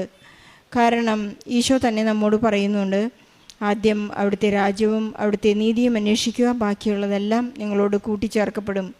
നമ്മൾ എന്താണോ ആഗ്രഹിക്കുന്നത് അത് നമുക്ക് നടക്കുന്നത് ഉടമ്പടിയുടെ ഒരു സമയച്ചുരുക്കത്തിൻ്റെ പ്രത്യേകതയാണ്. നമുക്ക് അഭിഷേകമാണ് ലഭിക്കേണ്ടതെന്ന് ഈ ഉടമ്പടി ജീവിതത്തിലൂടെ നമുക്ക് മനസ്സിലാക്കാൻ സാധിക്കും. ഒരു ബഹുമാനപ്പെട്ട ജോസഫ് അച്ഛൻ നമ്മെ പഠിപ്പിച്ചിട്ടുള്ള ഒരു പ്രാർത്ഥനയാണ്. കർത്താവായ ദൈവമേ, ഉടമ്പടി ജീവിതത്തിൽ അങ്ങയോട് കാണിക്കേണ്ട ദൈവസ്നേഹത്തിന് ഉപോൽപ്പന്നമായ അഭിഷേകം നൽകണമേ എന്ന്. ഉടമ്പടി ജീവിതത്തിൽ നമുക്ക് അനുഗ്രഹങ്ങൾ ഉറപ്പാണ്. പക്ഷേ ഉടമ്പടി ജീവിതം മുന്നോട്ട് വയ്ക്കേണ്ടത് അഭിഷേകത്തിലാണ് ചെന്നവസാനിക്കേണ്ടത്. ആത്മാർത്ഥതയോടുള്ള സ്നേഹത്തിലാണ്. അതാണ് ഇറ്റേണിറ്റി, നിത്യതയിലേക്കുള്ള ജീവിത കാൽവെപ്പ് എന്ന് പറയുന്നത്. ഉടമ്പടിയിലെ ദൈവിക കാര്യങ്ങൾ ഇൻവെസ്റ്റ്മെൻ്റ് ആവശ്യമുള്ള കാര്യങ്ങളാണ്. ഈശോയെ സ്നേഹിക്കണം, ഈശോയെക്കുറിച്ച് മറ്റുള്ളവരോട് പറയണം. അതിനുവേണ്ടി പരിശുദ്ധ അമ്മ നമ്മെ എപ്പോഴും കൈപിടിച്ച് നടത്തും. അമ്മ നമ്മെ കൈപിടിച്ച് നടത്തുന്നത് അമ്മയിലേക്കല്ല, ഈശോയിലേക്കാണ്. ഇവിടെയാണ് പരിശുദ്ധ ത്രിത്വത്തിൻ്റെ പൂർണ്ണമായ സ്നേഹം നമുക്ക് അനുഭവിക്കുവാനും അവിടുത്തെ തിരുരക്തത്തിൻ്റെ സംരക്ഷണം നമുക്ക് ലഭിക്കുകയും ചെയ്യുന്നത്. അശ്വതിക്കും കുടുംബത്തിനും കുഞ്ഞിനും ലഭിച്ച എല്ലാ അനുഗ്രഹങ്ങൾക്കും നന്ദി പറഞ്ഞുകൊണ്ട് ഈശോ ഞാനിവിടെ ഉടമ്പടി ഫസ്റ്റ് എടുക്കാനായിട്ട് വന്നിരുന്നു. പക്ഷേ എനിക്ക് എടുക്കാൻ പറ്റിയിട്ടുണ്ടായിരുന്നില്ല. എനിക്ക് മാത്രം ഉടമ്പടി തന്നിട്ടുണ്ടായിരുന്നില്ല. ഞാനിപ്പോൾ പൂനെയിൽ നിന്ന് അധികം നാട്ടിലേക്ക് വരാത്ത ഒരാളാണ്. ഞാൻ എൻ്റെ ഒരു ജോബിൻ്റെ ആവശ്യത്തിനായിട്ട് US അപ്ലൈ ചെയ്തു. ഞാൻ 18 വയസ്സ് തുടങ്ങി US കമ്പനീസിലെല്ലാം ജോയിൻ ചെയ്ത് ജോബ് ചെയ്യണ ഒരാളാണ്. അപ്പോൾ ഫസ്റ്റത്തെ ജോബ് കഴിഞ്ഞു. സെക്കൻഡ് ഒരു US കമ്പനിയിൽ തന്നെ അപ്ലൈ ചെയ്തു. അപ്പോൾ അത് 2-3 തവണ റിജക്റ്റ് ആയി പോയിരുന്നു. അപ്പോൾ ഞാൻ അമ്മയുടെ കൂടെ, അമ്മ ഉടമ്പടി എടുക്കണ ഒരാൾ, അപ്പോൾ അമ്മയുടെ കൂടെ ഉടമ്പടി രാവിലെ 5 മണിക്ക് എനിക്ക് പ്രാർത്ഥിക്കലും ആ എല്ലാ റെസ്പോൺസിബിലിറ്റീസ് ചെയ്യലും അങ്ങനെ എല്ലാം അത്രയും നല്ല രീതിയിൽ പ്രാർത്ഥിച്ച് വിശ്വസിച്ച് നടക്കുന്ന ഒരാളായതുകൊണ്ട് എനിക്ക് ഉറപ്പുണ്ടായിരുന്നു ഞാൻ ഉടമ്പടി എടുത്തെങ്കിൽ എനിക്ക് ആ ജോബ് US എന്തായാലും സെലക്ഷൻ കിട്ടും. അങ്ങനെ ഞാൻ നാട്ടിലേക്ക് പൂനെയിൽ നിന്ന് ജസ്റ്റ് ഈ ഒരു ഉടമ്പടിക്ക് വേണ്ടി മാത്രം ട്രാവൽ ചെയ്ത് അവസാനം എനിക്ക് ഒഴികെ ബാക്കി എല്ലാവർക്കും ഉടമ്പടി കിട്ടി. അമ്മയ്ക്ക് കിട്ടി, എൻ്റെ വീട്ടിൽ നിന്ന് വേറെ കസിൻസ് വന്നിട്ടുണ്ടായിരുന്നു, അവർക്കൊക്കെ കിട്ടി. എനിക്ക് മാത്രം ഉടമ്പടി കിട്ടിയിട്ടുണ്ടായില്ല. അന്ന് ഞാൻ ഭയങ്കരമായിട്ട് വിഷമിച്ച് കരഞ്ഞ് ഞാൻ ആരുടെ അടുത്തും പറയാണ്ട് ഞങ്ങൾ തൃശ്ശൂരിൽ നിന്ന്, അപ്പോൾ ഞാൻ നേരെ തൃശ്ശൂർക്ക് പോയി. അന്ന് രാത്രി ഞാൻ ഇയർ പിയേഴ്സിങ് ചെയ്തിട്ടുണ്ടായിരുന്നു. അപ്പോൾ ഭയങ്കര പെയിൻ ആരെങ്കിലും വന്ന് തൊട്ട് കഴിഞ്ഞാൽ. അപ്പോൾ എൻ്റെ അമ്മ ഇപ്പോഴും ഇങ്ങനെ തൊട്ടതിന് ശേഷമാണ് ചോദിക്കുക വേദന ഉണ്ടോ എന്നുള്ളത്. അപ്പോൾ രാത്രി ഞാൻ കിടക്കണ നേരത്ത് ഇങ്ങനെ ഒരു 3:50 അറൗണ്ട് വെളുപ്പിന് എൻ്റെ ചെവിയുമ്പോൾ ആരോ ഇങ്ങനെ തൊട്ട് വിളിക്കണ പോലെ എനിക്ക് തോന്നി. അപ്പോൾ ഞാൻ അമ്മേനെ വഴക്ക് പറയണം, അമ്മ സൈഡിൽ കിടക്കുക. അപ്പോൾ അമ്മേനെ വഴക്ക് പറയേണ്ട, അമ്മ എന്താ മിണ്ടാണ്ടിരിക്കുക, എന്താ ചെയ്യണമെന്ന് ചീത്ത പറഞ്ഞ് ഞാൻ വീണ്ടും കിടന്നു. വീണ്ടും ആരോ ഇങ്ങനെ ചെവിയുമ്പോൾ ടച്ച് ആവണ പോലെ എനിക്ക് ഫീലായി. ഞാൻ ഇങ്ങനെ എണീറ്റു എന്താണെന്ന് അറിയാനായിട്ട് ആരാ ചെയ്യണേ. അപ്പോൾ ഒരു സെമി കോൺഷ്യസ് ആയിട്ടുള്ള ഒരു മൈൻഡിൽ ഞാൻ കാണുന്നത് ആകെ 3 ഷാഡോ പോലെ എനിക്ക് കാണുള്ളൂ. ബാക്കിലത്തെ ഒന്നും ക്ലിയർ അല്ല, ജസ്റ്റ് ബാക്കിൽ നിൽക്കണ 2 ഷാഡോ, മെയിനായിട്ട് ഒരു ഫീമെയിലാണ് നിൽക്കുന്നത്.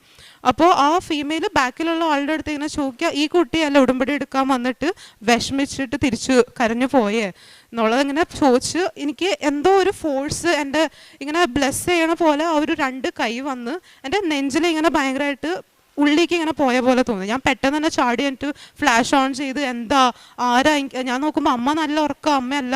ഞാൻ അമ്മേനെ വിളിച്ച് ഏൽപ്പിച്ച് ചോദിച്ചു എന്നിട്ട് ചെയ്യണം. അപ്പോൾ പറഞ്ഞു എന്താ, അമ്മയും ആകെ കൺഫ്യൂസ്ഡ് ആയിട്ടിരിക്കുക. ഞാൻ അപ്പോൾ അതുപോലെ തന്നെ കിടന്നു. ഞാൻ രാവിലെ എന്നിട്ട് മെയിൽ ചെക്ക് ചെയ്തപ്പോൾ കറക്റ്റ് ആ 3:50 ഞാൻ എണ്ണീറ്റ സമയത്ത് തന്നെ എനിക്ക് ആ US കമ്പനിയിൽ നിന്ന് മെയിൽ വന്നു, എനിക്ക് അവിടെ ജോബ് കിട്ടി എന്നുള്ളത്. ഞാനപ്പോൾ ഞാൻ അമ്മാമ്മേൻ്റെ അടുത്ത് ഇങ്ങനെ, അമ്മമ്മ ഭയങ്കരമായിട്ട് പ്രാർത്ഥിക്കണ ആളാണ്. അമ്മേനേക്കാളും എല്ലാവരിനേക്കാളും അമ്മാമ്മ പണ്ടേ തുടങ്ങി. ഞങ്ങൾ ഹിന്ദു ആണ് റിയലി, പക്ഷേ എൻ്റെ അമ്മാമ്മ ക്രിസ്ത്യൻസിൽ കുറേ ഭയങ്കരമായിട്ട് വിശ്വസിക്കുന്ന ഒരാളാണ്. അപ്പോൾ അമ്മാമ്മേൻ്റെ അടുത്ത് ഞാൻ ഇങ്ങനെ വന്ന് പറഞ്ഞു, എനിക്കൊന്നും മനസ്സിലായില്ല. ഞാൻ ഇന്നലെ രാത്രി ഞാൻ കാഷ്വലായിട്ട് പറഞ്ഞു, ഞാൻ ഇങ്ങനെ രാത്രി എനിക്ക് ഇപ്പോഴും രാവിലെ ഭയങ്കര ചെവി വേദനയുണ്ട്, ആരും എൻ്റെ ചെവിമ വന്ന് ഇങ്ങനെ തൊട്ട പോലെ എനിക്ക് തോന്നി. എനിക്ക് ഇങ്ങനെ എന്തോ ഷാഡോ പോലെ കണ്ടു. പക്ഷേ അത് സീരിയസ് ആയിട്ട് എടുത്തില്ല. ഞാൻ ഇങ്ങനെ കാഷ്വലായിട്ട് അമ്മമ്മേൻ്റെ അടുത്ത് പറഞ്ഞു. അപ്പോൾ അവൻ പറഞ്ഞു എന്താ കണ്ടേ. അപ്പോൾ ഞാൻ പറഞ്ഞു ഇങ്ങനെ 3 ഫിഗർ കണ്ടു, ഷാഡോ ആയിട്ട് കണ്ടേ. നടുവിലത്തെ ഒരു ഫീമെയിൽ ഫിഗർ ആയിരുന്നു. അതിനുശേഷം ഫീമെയിൽ ഫിഗർ ബാക്കിലത്തെ ഉള്ള ആളുടെ അടുത്ത് ഇങ്ങനെ ചോദിക്കുക, ഈ കുട്ടിയല്ല. അങ്ങനെ എന്നെ തൊട്ട് ഇനിയിപ്പോൾ ഞാൻ ചാടി എണീറ്റ് ഫ്ലാഷൊക്കെ ഓൺ ചെയ്തു. ഇപ്പോൾ മെയിൽ നോക്കുമ്പോൾ അതേ സെയിം ടൈമിലാണ് മെയിൽ വന്നേക്കണേ. അപ്പോൾ അമ്മാമ്മയ്ക്ക് ഭയങ്കരമായിട്ട് ഇങ്ങനെ കുളിരൊക്കെ വന്ന് അമ്മമ്മ പറഞ്ഞു അത് തിരുക്കുടുംബം വന്നതാ, അത് 3 ആൾക്കാർ എന്നുള്ളത് ആ തിരുക്കുടുംബം വന്ന് ബ്ലെസ് ചെയ്ത് പോയതാ. ആ ഒരു റീസൺ കൊണ്ട് ഞാൻ ഒരിക്കലും ഉടമ്പടി എടുക്കില്ല എന്ന് പറഞ്ഞിരുന്ന ആളായിരുന്നു. കാരണം ഞാൻ ഇത്രയും പൂനെന്ന് നാട് വരെ ട്രാവൽ ചെയ്ത് ഈ ഒരു ഉടമ്പടിക്ക് വേണ്ടി മാത്രം അവസാനം എനിക്കത് കിട്ടാണ്ടായി വിഷമിച്ച് തിരിച്ചു പോയി. ഞാൻ ഇനി വരില്ല എന്നുള്ള ഒരു അത്രയും ഡിറ്റർമൈൻ ചെയ്ത് ഇരിക്കണ ഒരാൾ. ഞാൻ പിന്നെ ആ ഒരു ഇൻസിഡൻറ്റിന് ശേഷം ഭയങ്കരമായിട്ട് എനിക്ക് വിശ്വാസം കൂടി. ഞാൻ അവസാനം ഉടമ്പടി എടുത്ത ഡേറ്റ് 27th October 2024 ഞാൻ ഉടമ്പടി എടുത്തു. ആ ഉടമ്പടി എടുത്തതിന് ശേഷം ഞാൻ ഉടമ്പടിയിൽ വെച്ചത് ഓരോന്നോരോന്നായിട്ട് നടക്കാൻ തുടങ്ങി. എനിക്ക് LLB പഠിക്കണമെന്ന് ഭയങ്കര ആഗ്രഹമായിരുന്നു. ഞാൻ അപ്പോൾ LLBൻ്റെ അഡ്മിഷന് പൂനെയിലെ ടോപ്പ് ലോ സ്കൂളിൽ തന്നെ എനിക്ക് വേണമെന്ന് നിർബന്ധം ഉണ്ടായിരുന്നു. അപ്പോൾ ലോ സ്കൂളിൽ കിട്ടാനായിട്ട് ഫീസ് ഒരു സീറ്റിൻ്റെ 4.5 lakh ആയിരുന്നു. അപ്പോൾ അത്രയും പൈസ എനിക്ക് ഇല്ലാത്തതുകൊണ്ട് എൻ്റെ അച്ഛൻ്റെ കണക്ഷൻസ് വെച്ചിട്ട് അച്ഛൻ അവിടെ top law firms senior advocates ആയിട്ട് കണക്ഷനുള്ള കാരണം അവർ ഡയറക്റ്റ്ലി അവർ ആ ചെയർപേഴ്സൺ ആയ കാരണം അവർ ഡയറക്റ്റ്ലി ഇൻവോൾവ് ആയി. അവർ പറഞ്ഞു ഫീസ് അത്രയും വേണ്ട, ഒരു 2.5 lakhൽ കൊടുത്താൽ മതി. അപ്പോൾ ആ 2.5 lakh ഒരു മണിക്കൂറിൽ ഉണ്ടാക്കാനായിട്ട് ഞങ്ങൾക്ക് 1 മണിക്കൂർ വേണ്ട വന്നു പെട്ടെന്ന് തന്നെ. അപ്പോൾ ആ ഒരു ഗ്യാപ്പിൽ ആ സീറ്റ് എൻ്റെ പോയി വേറൊരു കുട്ടിക്ക് കൊടുത്തു. ഞങ്ങൾ ആ ഒരു മണിക്കൂറിൻ്റെ സമയം എടുത്തത് അവരുടെ അടുത്ത് ഇൻഫോം ചെയ്തിട്ടുണ്ടായില്ല. അവർ 4.5 എന്ന് പറഞ്ഞപ്പോൾ ഞങ്ങൾ എന്തായാലും അത്രയും ഉണ്ടാവില്ല, ഞങ്ങളെ കൊണ്ട് പറ്റില്ല എന്ന് പറഞ്ഞു വന്ന് പിന്നെയാണ് 2.5 കൊടുത്താൽ മതി എന്ന് പറഞ്ഞത്. അപ്പോൾ ആ ഇതിൻ്റെ ഒരു മണിക്കൂറിൻ്റെ ഗ്യാപ്പിൽ ഞങ്ങളുടെ ആ സീറ്റ് പോയി. അങ്ങനെ വീണ്ടും ഇവരെല്ലാവരും കണക്ഷൻസ് ത്രൂ ഇൻവോൾവ് ആയിട്ട് പറഞ്ഞു, ഇല്ല നീ ഒരു കാര്യം ചെയ്യും, നാളെ വായോ, നാളെ നമ്മൾ വീണ്ടും ട്രൈ ചെയ്യാം, എന്തെങ്കിലും പറ്റോ, ആരെങ്കിലും ബാക്ക് ഓഫ് ചെയ്യാന്നുണ്ടെങ്കിൽ ആ സീറ്റ് എനിക്ക് തരാം എന്നുള്ള രീതിയിൽ. അപ്പോൾ എന്നാലും അത് അത്രയും സർട്ടേൺ അല്ല, ഒരു പോസിബിലിറ്റിയിൽ നിൽക്കാം. അപ്പോൾ പിറ്റേ ദിവസം നമ്മൾ ഈ 2.5 lakhs ക്യാഷായിട്ട് എടുത്ത് തിരിച്ച് ആ കോളേജിൽ പോണ വഴിയിൽ പെട്രോൾ പമ്പിൽ കയറിയപ്പോൾ എനിക്കൊരു അൺനോൺ നമ്പറിൽ നിന്ന് കോൾ വരാം. അപ്പോൾ അൺനോൺ നമ്പറിൽ നിന്ന് ഞാൻ കോൾ എടുത്തപ്പോൾ അവരിങ്ങനെ പറയുക, ഞാൻ സെക്കൻഡ് വെച്ചിരുന്ന കോളേജിൽ എനിക്ക് മെറിറ്റിൽ അഡ്മിഷൻ കിട്ടിയിട്ടുണ്ട്, അപ്പോൾ അത് എടുക്കാൻ താല്പര്യം ഉണ്ടെങ്കിൽ പറഞ്ഞോളൂ, അല്ലാന്നുണ്ടെങ്കിൽ എൻ്റെ കഴിഞ്ഞിട്ടുള്ള കുട്ടിക്ക് കൊടുക്കാനാണ്. അപ്പോൾ തന്നെ ഞാൻ അമ്മേനെ വിളിച്ചിട്ട് പറഞ്ഞു, അമ്മ ഞാൻ എന്താ ചെയ്യേണ്ടത്, ഇങ്ങനെ ഞാൻ സെക്കൻഡ് വെച്ച കോളേജിൽ എനിക്ക് അവിടെ എല്ലാ അഡ്മിഷനും വേണ്ടായിരുന്നു, എനിക്ക് ഫസ്റ്റ് വെച്ചിരുന്ന കോളേജിൽ അഡ്മിഷൻ വേണ്ടായിരുന്നു, ഞാൻ പക്ഷേ എന്താ ചെയ്യുക. അപ്പം അമ്മ പറഞ്ഞു അത് വിട്ട് കളയേണ്ട, കാരണം ബൈ ചാൻസ് നമുക്ക് ഫസ്റ്റത്തെ കോളേജിൽ കിട്ടിയിട്ടില്ല എന്നുണ്ടെങ്കിൽ സെക്കൻഡിലത്തെ ഇതിൽ നമുക്ക് എടുക്കാം. അങ്ങനെ നമ്മളവിടെ ചെന്നു, ആ 2.5 lakh കൊണ്ട് ചെന്നപ്പോൾ അവർ പറഞ്ഞു ഇല്ല, അത് സീറ്റെല്ലാം പോയി, ഇനി അവിടെ അഡ്മിഷൻ്റെ ഒന്നും ഇല്ല, അത് ക്ലോസ് ആയി എന്ന് പറഞ്ഞു. അപ്പോൾ തന്നെ നമ്മൾ എനിക്ക് കോള് വന്ന കോളേജിൽ പോയി അഡ്മിഷൻ എടുത്തു. അപ്പോൾ ഞാൻ ഭയങ്കര വിഷമത്തിന്, ഞാൻ ഭയങ്കരമായിട്ട് കരഞ്ഞു, കാരണം ഞാൻ ഈ കോളേജിലെല്ലാം അഡ്മിഷന് വേണ്ടി ആഗ്രഹിച്ചിരുന്നു. ഞാൻ ഇത്രയും പ്രാർത്ഥിച്ച് എല്ലാവരും കരഞ്ഞ് പ്രാർത്ഥിച്ചിട്ട് ഞാൻ ആഗ്രഹിച്ച കോളേജിൽ എന്താ കിട്ടാത്ത, അത്രയും നാൾ ഞാൻ ആഗ്രഹിക്കുന്നതൊക്കെ എനിക്ക് നേടി തന്നിട്ട് ഈ ഒരു കോളേജിന് ഇത്രയും വലിയ എൻ്റെ ലൈഫിൽ ഒരു ചേഞ്ചിങ് പോയിന്റ് ആവണ ഒരു ഇൻസിഡൻറ്റിൽ ആ ഒരു ഇതിൽ മാത്രം ഞാൻ ആഗ്രഹിച്ച കോളേജ് കിട്ടാണ്ടിരുന്ന ഞാൻ ഭയങ്കരമായിട്ട് ഡൗട്ട് ചെയ്യാൻ തുടങ്ങി ദൈവത്തിനെ, ഭയങ്കരമായിട്ട് ഞാൻ എല്ലാം ക്വസ്റ്റ്യൻ ചെയ്യാൻ തുടങ്ങി. പിന്നെയാണ് ഒരു മാസത്തിൻ്റെ ഉള്ളിൽ ഞാൻ അറിഞ്ഞത് എല്ലാ നാക് ക്രെഡിറ്റും എല്ലാ ഫെസിലിറ്റീസും പ്രൊഫസേഴ്സും എല്ലാം ഞാൻ വിചാരിച്ച കോളേജിനേക്കാളും എനിക്ക് അഡ്മിഷൻ കിട്ടിയ കോളേജിലാണ് നല്ലത്. ആ ടീച്ചേഴ്സ് സ്റ്റുഡൻസായിട്ട് ഇൻവോൾവ് ചെയ്യുന്നതും ഓപ്പർച്യൂണിറ്റീസ് കിട്ടുന്നതും അവർ ട്രെയിൻ ചെയ്യണതും മൊത്തം എല്ലാ രീതിയിലും സെക്കൻഡ് ഞാൻ വെച്ചിരുന്ന കോളേജാണ്. അതെൻ്റെ ഒരു മിസ്അണ്ടർസ്റ്റാൻഡിങ് ആയിരുന്നു ഞാൻ ഫസ്റ്റ് വെച്ചിരുന്നത്. പക്ഷേ ഞാൻ പ്രാർത്ഥിക്കാണ്ട് പോലും എനിക്ക് പറ്റിയ എൻ്റെ ഇതിന് ഞാൻ എൻ്റെ ലൈഫിൽ ഏറ്റവും ബെസ്റ്റായിട്ട് കിട്ടിയിട്ടുള്ള ഒരു ബ്ലെസ്സിങ് എന്ന് പറയുന്നത് ഈ ലോ സ്കൂള് എനിക്ക് ഞാൻ ആഗ്രഹിക്കാണ്ട് തന്നെ ദൈവം എനിക്ക് തന്നു. അന്നാലും ഞാൻ ദൈവത്തിനെ ക്വസ്റ്റ്യൻ ചെയ്തത് എന്തിനാ എനിക്കിത് തന്നെ. പക്ഷേ അതിൻ്റെ ആ ഒരു ബ്ലെസ്സിങ് ആസ് എ ഡിസ്ഗൈസ്ഡ് എന്നുള്ള ആ ഒരു കൺസെപ്റ്റ് എനിക്ക് പിന്നീട് മനസ്സിലായി. ദൈവത്തിന് അറിയാം നമുക്ക് എന്താ ആവശ്യമുള്ളത്. ആ LLBന് അവിടെ അഡ്മിഷൻ എടുത്തതിന് ശേഷം ഫുള്ള് എനിക്ക് ബ്ലെസ്സിങ്സ് മാത്രമായിരുന്നു. ഞാൻ പൂ ചോദിച്ചാൽ പൂന്തോട്ടം കിട്ടണ ഒരു അവസ്ഥയായിരുന്നു. ഞാൻ റിസർച്ച് പേപ്പർ എഴുതാനായിട്ട് കുറേ പ്രാർത്ഥിച്ച് എനിക്ക് ഭയങ്കര ഇൻട്രസ്റ്റ് ഉണ്ടായിരുന്നു. പക്ഷേ എനിക്ക് എൻ്റെ ഫ്രണ്ട്സ് എല്ലാവരും ലാസ്റ്റ് മിനിറ്റ് ഡിച്ചായി, ഞാൻ മാത്രം ഒറ്റപ്പെട്ടു. ബാക്കി എല്ലാവരും ആ റിസർച്ച് ഗ്യാങ് ആയിട്ട് പ്രൊജക്ട്സ് സ്റ്റാർട്ട് ചെയ്തു. അങ്ങനെ ഞാൻ കുറേ കരഞ്ഞ് ഞാൻ വീണ്ടും എന്തൊക്കെ കരഞ്ഞ് ഞാൻ ചോദിക്കുകയോ അത് പൂ ചോദിച്ചാൽ പൂന്തോട്ടം കിട്ടണമെന്ന് പറഞ്ഞ പോലെ അവർ നാഷണൽ ലെവലിൽ പ്രിപ്പയർ ചെയ്യുമ്പോൾ ഞാൻ ഇൻ്റർനാഷണൽ ലെവലിൽ ഹൈദരാബാദിൽ പോലും ഒഡീസയിൽ പോലും ഡൽഹിയിൽ അങ്ങനെ എല്ലാ സ്ഥലത്തും എനിക്ക് ഇൻ്റർനാഷണൽ കോൺഫറൻസസിൽ പേപ്പർ സെലക്ട് ആവുക, ഞാൻ അവിടെ പ്രസൻറ്റ് ചെയ്യാൻ പോവുക. അങ്ങനെ ഫുള്ള് US, അങ്ങനെ കുറേ US, ജർമ്മനി, പോലാൻഡ് അങ്ങനത്തെ എല്ലാ യൂണിവേഴ്സിറ്റീസായിട്ടും എനിക്ക് കൊലാബ് ചെയ്യാനായിട്ടുള്ള ഓപ്പർച്യൂണിറ്റീസ് വന്നിട്ടുണ്ടായിരുന്നു. എൻ്റെ റിസർച്ചിൻ്റെ ആ ഒരു സ്കില്ല് മൊത്തത്തിൽ ദൈവം അനുഗ്രഹിച്ച് തന്നെ എനിക്ക് എല്ലാ ഫെസിലിറ്റീസും ഞാൻ ആഗ്രഹിച്ച കോളേജിൽ കിട്ടിയെന്നുണ്ടെങ്കിൽ എനിക്ക് ഇതൊന്നും ഉറപ്പായിട്ടും കിട്ടില്ലായിരുന്നു. കാരണം എൻ്റെ ഫ്രണ്ട്സ് അവിടെ ഉണ്ടായിരുന്നു. അവരൊക്കെ ഇങ്ങനെ ഷോക്കായിട്ട് നിൽക്കുക, എനിക്ക് മാത്രം ഇത്രയും ഗ്രോത്ത് പറ്റിയിട്ടുണ്ട്, അവർക്ക് അത്രയും ഇതിൽ ആ നല്ലൊരു കോളേജിൽ കിട്ടിയിട്ടും എന്താ അവർക്ക് അത്രയും ഗ്രോത്തിലൊന്നും പറ്റാത്ത. എൻ്റെ റിസർച്ച് വർക്കൊക്കെ National Commission for Women sponsor ചെയ്യുക, എൻ്റെ ബുക്ക് അവർ സ്പോൺസർ ചെയ്ത് അവരുടെ ഇതിൽ അങ്ങനെ ഫുള്ള് ഗ്രോത്ത് മാത്രമായിരുന്നു. അതിനുശേഷം ഇന്റേൺഷിപ്പിൻ്റെ കാര്യം വന്നപ്പോൾ ഞാൻ ഓൾറെഡി ഒരു ജോബ് ചെയ്യണ്ടായിരുന്നു. UAE-യിലത്തെ ഒരു അക്കൗണ്ട്സ് എക്സിക്യൂട്ടീവ് ആയിട്ട് ഞാൻ 18 വയസ്സ് തുടങ്ങി ജോബ് ചെയ്യുന്നത്. അപ്പോൾ ആ US-ത്തെ 2 കമ്പനീന് ശേഷം UAE-യിലത്തെ ആ ഒരു അക്കൗണ്ട്സ് എക്സിക്യൂട്ടീവിൻ്റെ ജോബ് ഞാൻ ചെയ്യുമ്പോൾ അതിൻ്റെ കൂടെ ലോ സ്കൂളും എനിക്ക് നല്ല പാടായിരുന്നു. ഞാൻ ഇങ്ങനെ ഉറക്കമൊക്കെ ഷെഡ്യൂൾ ചെയ്യേണ്ട അവസ്ഥയായിരുന്നു. ആഴ്ചയിൽ 3 ദിവസം ഉറങ്ങുക, ബാക്കിയൊക്കെ ഭയങ്കര ബിസി ഷെഡ്യൂളായിരുന്നു. അതിൻ്റെ ഇടയിൽ എനിക്ക് ഇൻറ്റേൺഷിപ്പ് ചെയ്യാനായിട്ട് എനിക്ക് തോന്നിയിരുന്നില്ല. അമ്മ അച്ഛനായാലും ഇങ്ങനെ പറയും, നമുക്ക് ഇവിടെ കുറേ കണക്ഷൻസ് ഉണ്ട്, പൂനെയിൽ നല്ല നല്ല ഫേംസിൽ കണക്ഷൻസ് ഉണ്ട്, നീ എന്താ അവിടെ ചെയ്യാത്ത, പോയി ചെയ്തുകൂടെ. എന്നാലൊക്കെ ഞാൻ വിചാരിക്കും ഞാൻ ചെയ്യുകയാണെങ്കിൽ അത്രയും വേർത്തിട്ടായിട്ടുള്ള ഒരു സ്ഥലത്ത് മാത്രം ചെയ്യുള്ളൂ, കാരണം എൻ്റെ കയ്യിൽ സമയം കളയാനായിട്ടില്ല. അപ്പോൾ അങ്ങനെ ഇരിക്കുമ്പോൾ ഞാൻ എന്നാലും എൻ്റെ കണക്ഷൻസ് വെച്ചിട്ട് ഡയറക്റ്റ്ലി കേരള ഹൈക്കോർട്ടിൽ ഒരു ഇൻറ്റേൺഷിപ്പിൻ്റെ കാര്യം ശരിയാക്കുക. അങ്ങനെ അവിടെ എല്ലാ PG സെറ്റ് ചെയ്യലും ജിമ്മിന് അടുത്തുള്ളത് നോക്കലും എല്ലാ കാര്യങ്ങളും സെറ്റ് ചെയ്ത് എനിക്ക് ജസ്റ്റ് കോളേജിൽ നിന്ന് ഒരു ലീവ് വേണ്ട ആവശ്യമുണ്ടായിരുന്നു. പക്ഷേ ലീവ് ആർക്കും കൊടുക്കണ്ടായില്ല കോളേജ്. ആ ഒരു 75% സെമിസ്റ്റർ ലീവ് അവർ കൊടുക്കില്ല. അപ്പോൾ സുപ്രീം കോർട്ടിൽ ഈ ഇൻറ്റേൺഷിപ്പ് സെറ്റായ പിള്ളേർക്ക് വരയ്ക്കും അവർ ആ ഒരു കോളേജുകാർ ലീവ് കൊടുക്കാണ്ട്, എൻ്റെ പിന്നെയും ഹൈക്കോർട്ട് മാത്രമേ ഉള്ളൂ. അപ്പോൾ അവർ എൻ്റെയും തരില്ല എന്ന് പറഞ്ഞു. അങ്ങനെ വീണ്ടും ഞാൻ പ്രാർത്ഥിക്കാൻ തുടങ്ങി. അങ്ങനെ ഹൈക്കോർട്ടിൽ, കേരള ഹൈക്കോർട്ടിൽ പോകാൻ നിന്നാൽ എനിക്ക് അപ്പോൾ തന്നെ മെയിൽ വരാം, മിനിസ്ട്രിയിൽ എൻ്റെ ഇൻറ്റേൺഷിപ്പിൻ്റെ റെഡിയായി. ഞാൻ ആകെ ഫുള്ള് ലൈഫിൽ ആകെ ആ ഒരു ഒറ്റ മിനിസ്ട്രിയിൽ മാത്രം ഇൻറ്റേൺഷിപ്പിന് അപ്ലൈ ചെയ്തിട്ടുണ്ടായുള്ളൂ. ബാക്കി ഇൻറ്റേൺഷിപ്പിൻ്റെ ഒക്കെ കണക്ഷൻ ത്രൂ തന്നെ ഡയറക്റ്റ്ലി അച്ഛൻ്റെ ഒക്കെ എല്ലാവരുടെ ഇത് വെച്ചിട്ട് തന്നെ കയറാനുള്ള രീതിയിലായിരുന്നു. ഞാൻ എൻ്റെ ആഗ്രഹിച്ചത് ആ ഒരു മിനിസ്ട്രിയിൽ ഇൻ്റർനാഷണൽ ട്രേഡ് ലോ വിങ്ങിൻ്റെ ഉള്ളിൽ മാത്രം കയറാനായിട്ട്. ഞാൻ ഒറ്റ ഒരു സ്ഥലത്ത് ഇൻറ്റേൺഷിപ്പിന് വെച്ചു. അത് ഒരാളും വിശ്വസിക്കേണ്ടായാലും ഞാൻ പറഞ്ഞാൽ എൻ്റെ ആദ്യത്തെ ഇൻറ്റേൺഷിപ്പ് മിനിസ്ട്രിയിലായിരുന്നു. കാരണം അവിടെ കിട്ടാനായിട്ട് നമ്മൾ കുറേ ന്യൂമറസ് ഇൻറ്റേൺഷിപ്പ് ചെയ്തതിന് ശേഷം ആ മെറിറ്റ് വെച്ചിട്ടാണ് അവർ സെലക്ട് ചെയ്യുള്ളൂ. എൻ്റെ ഒരു ഇത് ശരിക്കും മിറാക്കിൾ, മിനിസ്ട്രിയിൽ ആർക്കും ഫസ്റ്റത്തെ ഇൻറ്റേൺഷിപ്പ് സെറ്റാവില്ല, ആരും വിശ്വസിച്ചില്ല. എൻ്റെ അവിടെ വന്ന ഇൻറ്റേൺസും വിശ്വസിച്ചില്ല, ആരും വിശ്വസിച്ചില്ല. എനിക്കും അത് അവർ ഫുൾ ഇന്ത്യയിൽ നിന്ന് 10 പിള്ളേരെ മാത്രം സെലക്ട് ചെയ്യുമ്പോൾ എൻ്റെ ഒരു ഇൻറ്റേൺഷിപ്പ് പോലും പ്രയർ എക്സ്പീരിയൻസ് ഇല്ലാണ്ട് ഡയറക്റ്റ്ലി ആ ദൈവത്തിൻ്റെ അടുത്ത് ഞാൻ അത്രയും കരഞ്ഞ് പ്രാർത്ഥിച്ച് അത് എനിക്ക് ദൈവം തന്നു. അത് വീണ്ടും ഞാൻ പറഞ്ഞ പോലെ പൂ ചോദിക്കുമ്പോൾ പൂന്തോട്ടം കിട്ടണ അവസ്ഥ. അതിനുശേഷം ഇൻറ്റേൺഷിപ്പിൽ വളരെയധികം എനിക്ക് ഗ്രോ ആവാൻ പറ്റി. അവിടെ 1 മാസത്തിനായിട്ട് ഞാൻ പോയാൽ ഞാൻ 5 മാസം അവിടെ ഇൻറ്റേൺഷിപ്പ് ചെയ്തു. മിനിസ്ട്രീൻ്റെ അണ്ടറിൽ തന്നെ അവിടെ എല്ലാ കൺസൾട്ടൻസും അസോസിയേറ്റ്സും എല്ലാവരും ഇംപ്രസ്സായി. അവസാനം കൺസൾട്ടൻസിൻ്റെ റെക്കമെൻഡേഷൻ കാരണം ഞാൻ അവിടെ മിനിസ്ട്രിയുടെ ഹെഡിൻ്റെ ഡയറക്റ്റ്ലി അണ്ടറിൽ, അവിടെ ഒന്നും അങ്ങനെ ആർക്കും കിട്ടാത്ത ഒരു പൊസിഷനിൽ ആ റെക്കമെൻഡേഷൻ്റെ ത്രൂ ഞാൻ മിനിസ്ട്രിയുടെ ഹെഡിൻ്റെ അണ്ടറിൽ ഇത് സ്റ്റാർട്ട് ചെയ്തു. അവർ എൻ്റെ അടുത്ത് ജോബിന് വേക്കൻസി വരുന്നുണ്ട്, ഹെഡും അവിടുത്തെ കൺസൾട്ടൻസും ഒക്കെ ഒരുമിച്ച് എൻ്റെ അടുത്ത് വന്ന് പറഞ്ഞു അവിടെ ആ വേക്കൻസിന് അപ്ലൈ ചെയ്യും. ഞാൻ അപ്പോഴും ഫൈനൽ സെമിസ്റ്ററിലാണ്. അപ്പോൾ ഞാൻ അപ്ലൈ ചെയ്തു. അതിനുശേഷം ഞാൻ തിരിച്ച് ഫൈനൽ എക്സാം എഴുതാനായിട്ട് തിരിച്ചു വന്നു. അപ്പോഴും അവിടെ എനിക്കൊരു അഡ്വേഴ്സിറ്റി ഫേസ് ചെയ്യേണ്ട വന്നു. ഞാൻ എൻ്റെ എക്സാം LLBയും ഡിപ്ലോമയും എല്ലാം ഒരുമിച്ച് എനിക്ക് 2 ഡിഗ്രി ഉണ്ട്, 2 പോസ്റ്റ് ഗ്രാജുവേഷൻ ഡിപ്ലോമ ഉണ്ട്.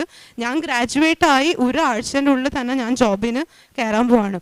അപ്പോൾ ഞാൻ ആ വേക്കൻസിന് അപ്ലൈ ചെയ്ത സമയത്തായിരുന്നു എക്സാമിൻ്റെ ഇതൊക്കെ വന്നു. ഞാൻ തിരിച്ച് പൂനെയിൽ വന്നു ഡൽഹിയിൽ നിന്ന് എക്സാം എഴുതാനായിട്ട്. ആ എക്സാം എഴുതാൻ LLBൻ്റെ എക്സാം 9-ാം തീയതി കഴിയുകയാണെന്നുണ്ടെങ്കിൽ എൻ്റെ ഡിപ്ലോമയുടെ ഫൈനൽസ് 14-ാം തീയതി സ്റ്റാർട്ട് ആവുകയാണ്. അതിൻ്റെ ഇടയിൽ ആ ഒരു 3 ദിവസത്തെ ഗ്യാപ്പ് മാത്രമേ എനിക്ക് സമയം ഉണ്ടാവില്ല. അപ്പോൾ ഞാൻ വിചാരിക്കും ദൈവം ഞാൻ എന്താ ചെയ്യുക, ഞാൻ ഇതൊക്കെ ഫുള്ള് ഇമ്പോസിബിൾ ആയിട്ടുള്ള കാര്യമാണ്. ഞാൻ ഫൈനൽ സെമിസ്റ്റർ ഫുള്ള് കോളേജിലുണ്ടായിരുന്നില്ല. അക്കാഡമിക് ലീവിൽ ഞാൻ ഡൽഹിയിൽ ഇൻറ്റേൺഷിപ്പ് ചെയ്യുക, ഞാൻ എക്സാം എഴുതാൻ വേണ്ടി മാത്രം വരാം. അപ്പോഴായാലും ജേർണൽ സബ്മിഷൻ ആയാലും വൈവയുടെ ഇതൊക്കെ എനിക്ക് കുറേ ഭയങ്കര അക്കാഡമിക്കായിട്ട് ഭയങ്കര ബേർഡൻസം ആയിരുന്നു. അതിനുശേഷം ഞാൻ ഈ എക്സാം LLBയുടെ ഫൈനൽസ് കഴിയലും എൻ്റെ ഡിപ്ലോമയുടെ 3 ദിവസത്തിനുള്ളിൽ സ്റ്റാർട്ട് ആവുക. എന്നാലും ഞാൻ വെച്ചു ഡിപ്ലോമ പിന്നെയും ഭയങ്കര ഡിഫിക്കൽട്ടാണ്, ഞാൻ എന്താ ചെയ്യാൻ, എന്നെ കൊണ്ട് പറ്റില്ല 3 ദിവസത്തിൽ ഫുള്ള് സിലബസ് കംപ്ലീറ്റ് ചെയ്യാമെന്ന് പറഞ്ഞാൽ പറ്റില്ല. കാരണം ഞാൻ ഒരു വർഷത്തിൽ ആകെ 6 മാസം 3 മാസം വെച്ചിട്ടാണ് ഒരു സെമിസ്റ്ററിൻ്റെ അക്കാഡമിക് പീരീഡ് ഉണ്ടാവും. ബാക്കി അതിന് ശേഷം 2 മാസം വൈവ അങ്ങനത്തെ ബാക്കി പ്രൊജക്ട്സ്, ജേർണൽ, മൂട്ട് അങ്ങനത്തെ കാര്യങ്ങളൊക്കെ ആയിരിക്കും. അപ്പോൾ ഞാൻ ആ ഒരു ഫുള്ള് 5 മാസം ഡൽഹിയിൽ നിന്ന് ആ ഒരു 1.5-2 മാസത്തിന് ശേഷം ഞാൻ എക്സാം എഴുതാൻ വന്നു. വീണ്ടും ഡൽഹി പോയി. അങ്ങനെയാണ് ഞാൻ ഒരു 5 മാസം കംപ്ലീറ്റ് ചെയ്തത്. ഫൈനൽ ഇയർ ഫുള്ള് ഞാൻ ഡൽഹിയിലായ കാരണം ഞാൻ മര്യാദയ്ക്ക് ഒന്നും പഠിച്ചിട്ടുണ്ടായില്ല. അപ്പോൾ ഞാൻ വിചാരിക്കുന്നു എങ്ങനെയെങ്കിലും LLB ഒന്ന് പഠിച്ച് ക്ലിയർ ചെയ്യാം, ഡിപ്ലോമയുടെ കാര്യം എനിക്ക് എന്തെങ്കിലും ആ ഒരു 3 ദിവസത്തിൽ ചെയ്യാൻ പറ്റുന്നുണ്ടായുള്ളൂ.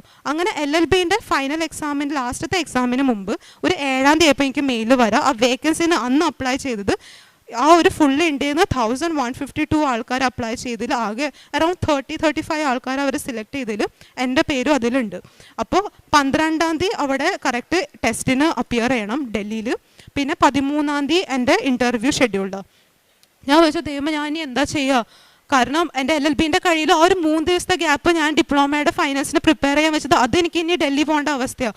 അപ്പോൾ തന്നെ ഞാൻ ഡൽഹി പോയി തിരിച്ച് വരുന്ന ഡിപ്ലോമയുടെ എന്നെ കൊണ്ട് പറ്റണ ഇതല്ല, എന്തായാലും ഫെയിലാവും. LLBനേക്കാളും വളരെ ഡിഫിക്കൽട്ടായിരുന്നു ആ പോസ്റ്റ് ഗ്രാജുവേഷൻ ഡിപ്ലോമയുടെ.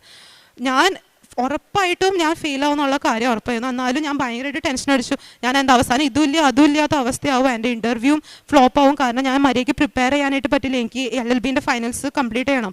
അതിനുശേഷം LLBൻ്റെ 9-ാം തീയതി കഴിഞ്ഞു. 9-ാം തീയതി രാത്രി തന്നെ ഞാൻ അവിടെ ഡൽഹിയിലെത്തി. അവിടെ ഫ്ലൈറ്റ് കയറി 10-ാം തീയതി ഡൽഹിയിലെത്തി.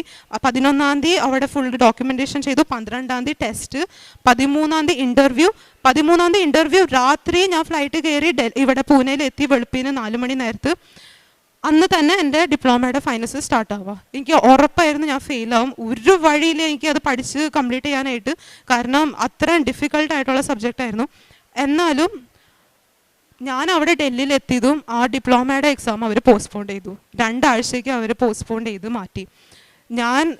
ഞാൻ എന്താ ഫുള്ള് ഇത് മൊത്തം ദൈവത്തിൻ്റെ പ്ലാനാണെന്ന് എനിക്ക് മനസ്സിലായി. ഞാൻ എൻ്റെ ഇൻ്റർവ്യൂവിൻ്റെ ടെസ്റ്റിന് അവിടെ ഇരുന്നു. ടെസ്റ്റിന് ഇരുന്നപ്പോൾ ഞാൻ എൻ്റെ ലൈഫിൽ കാണാത്ത ആ ഒരു ടെക്നിക്കൽ ഇഷ്യൂ, ഞാൻ ഇത്രയും 18 വയസ്സ് തുടങ്ങി US കമ്പനിയിലൊക്കെ ഓൺലൈനായിട്ട് തന്നെ ചെയ്യേണ്ടായിരുന്നു. എൻ്റെ ലൈഫിൽ കാണാത്ത ആ ഒരു ടെക്നിക്കൽ എറർ പെട്ടെന്ന് തന്നെ ഞാൻ ടെസ്റ്റ് സ്റ്റാർട്ട് ചെയ്തപ്പോൾ തന്നെ വന്നു. ഞാൻ ഭയങ്കരമായിട്ട് പാനിക്കായി ഫോട്ടോ എടുത്ത് ഗ്രൂപ്പിലിടലും ഫ്രണ്ട്സിന് അയച്ചു കൊടുക്കലും ഫാമിലിക്ക് അയച്ചു കൊടുക്കലും. ഞാൻ ഇതെങ്ങനെ സോൾവ് ചെയ്യുക, ടെക്നിക്കൽ ഇഷ്യൂ എങ്ങനെ സോൾവ് ചെയ്യുക, കാരണം ബാക്കി എല്ലാവരും സ്വന്തം ലാപ്ടോപ്പിൽ തന്നെ ചെയ്യേണ്ടത്.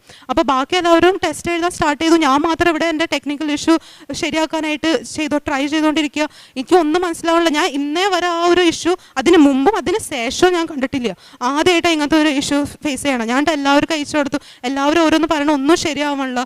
അവസാനം ആർക്കും ഒന്നും അറിയാത്ത അവസ്ഥയായി. ഞാൻ അവസാനം അമ്മാമ്മേനെ വിളിച്ച് പറഞ്ഞു. അമ്മാമ്മ ഭയങ്കരമായിട്ട് കരഞ്ഞ് പ്രാർത്ഥിച്ച് എനിക്ക് സെൻഡ് ചെയ്യാൻ തുടങ്ങി വോയിസ്. ഞാനപ്പോൾ എനിക്ക് മലയാളം അങ്ങനെ ഫുള്ള് കറക്റ്റായിട്ട് പ്രാർത്ഥിക്കാൻ അറിയില്ല. ഞാൻ എപ്പോഴും അമ്മയുടെ കൂടെ ഇരുന്ന് പ്രാർത്ഥിക്കാം. അപ്പോൾ അമ്മാമ്മ പ്രാർത്ഥിച്ച് തരുന്നത് ഞാൻ ഹെഡ്ഫോണിൽ വെച്ചിരുന്ന് പെട്ടെന്ന് കേൾക്കാം.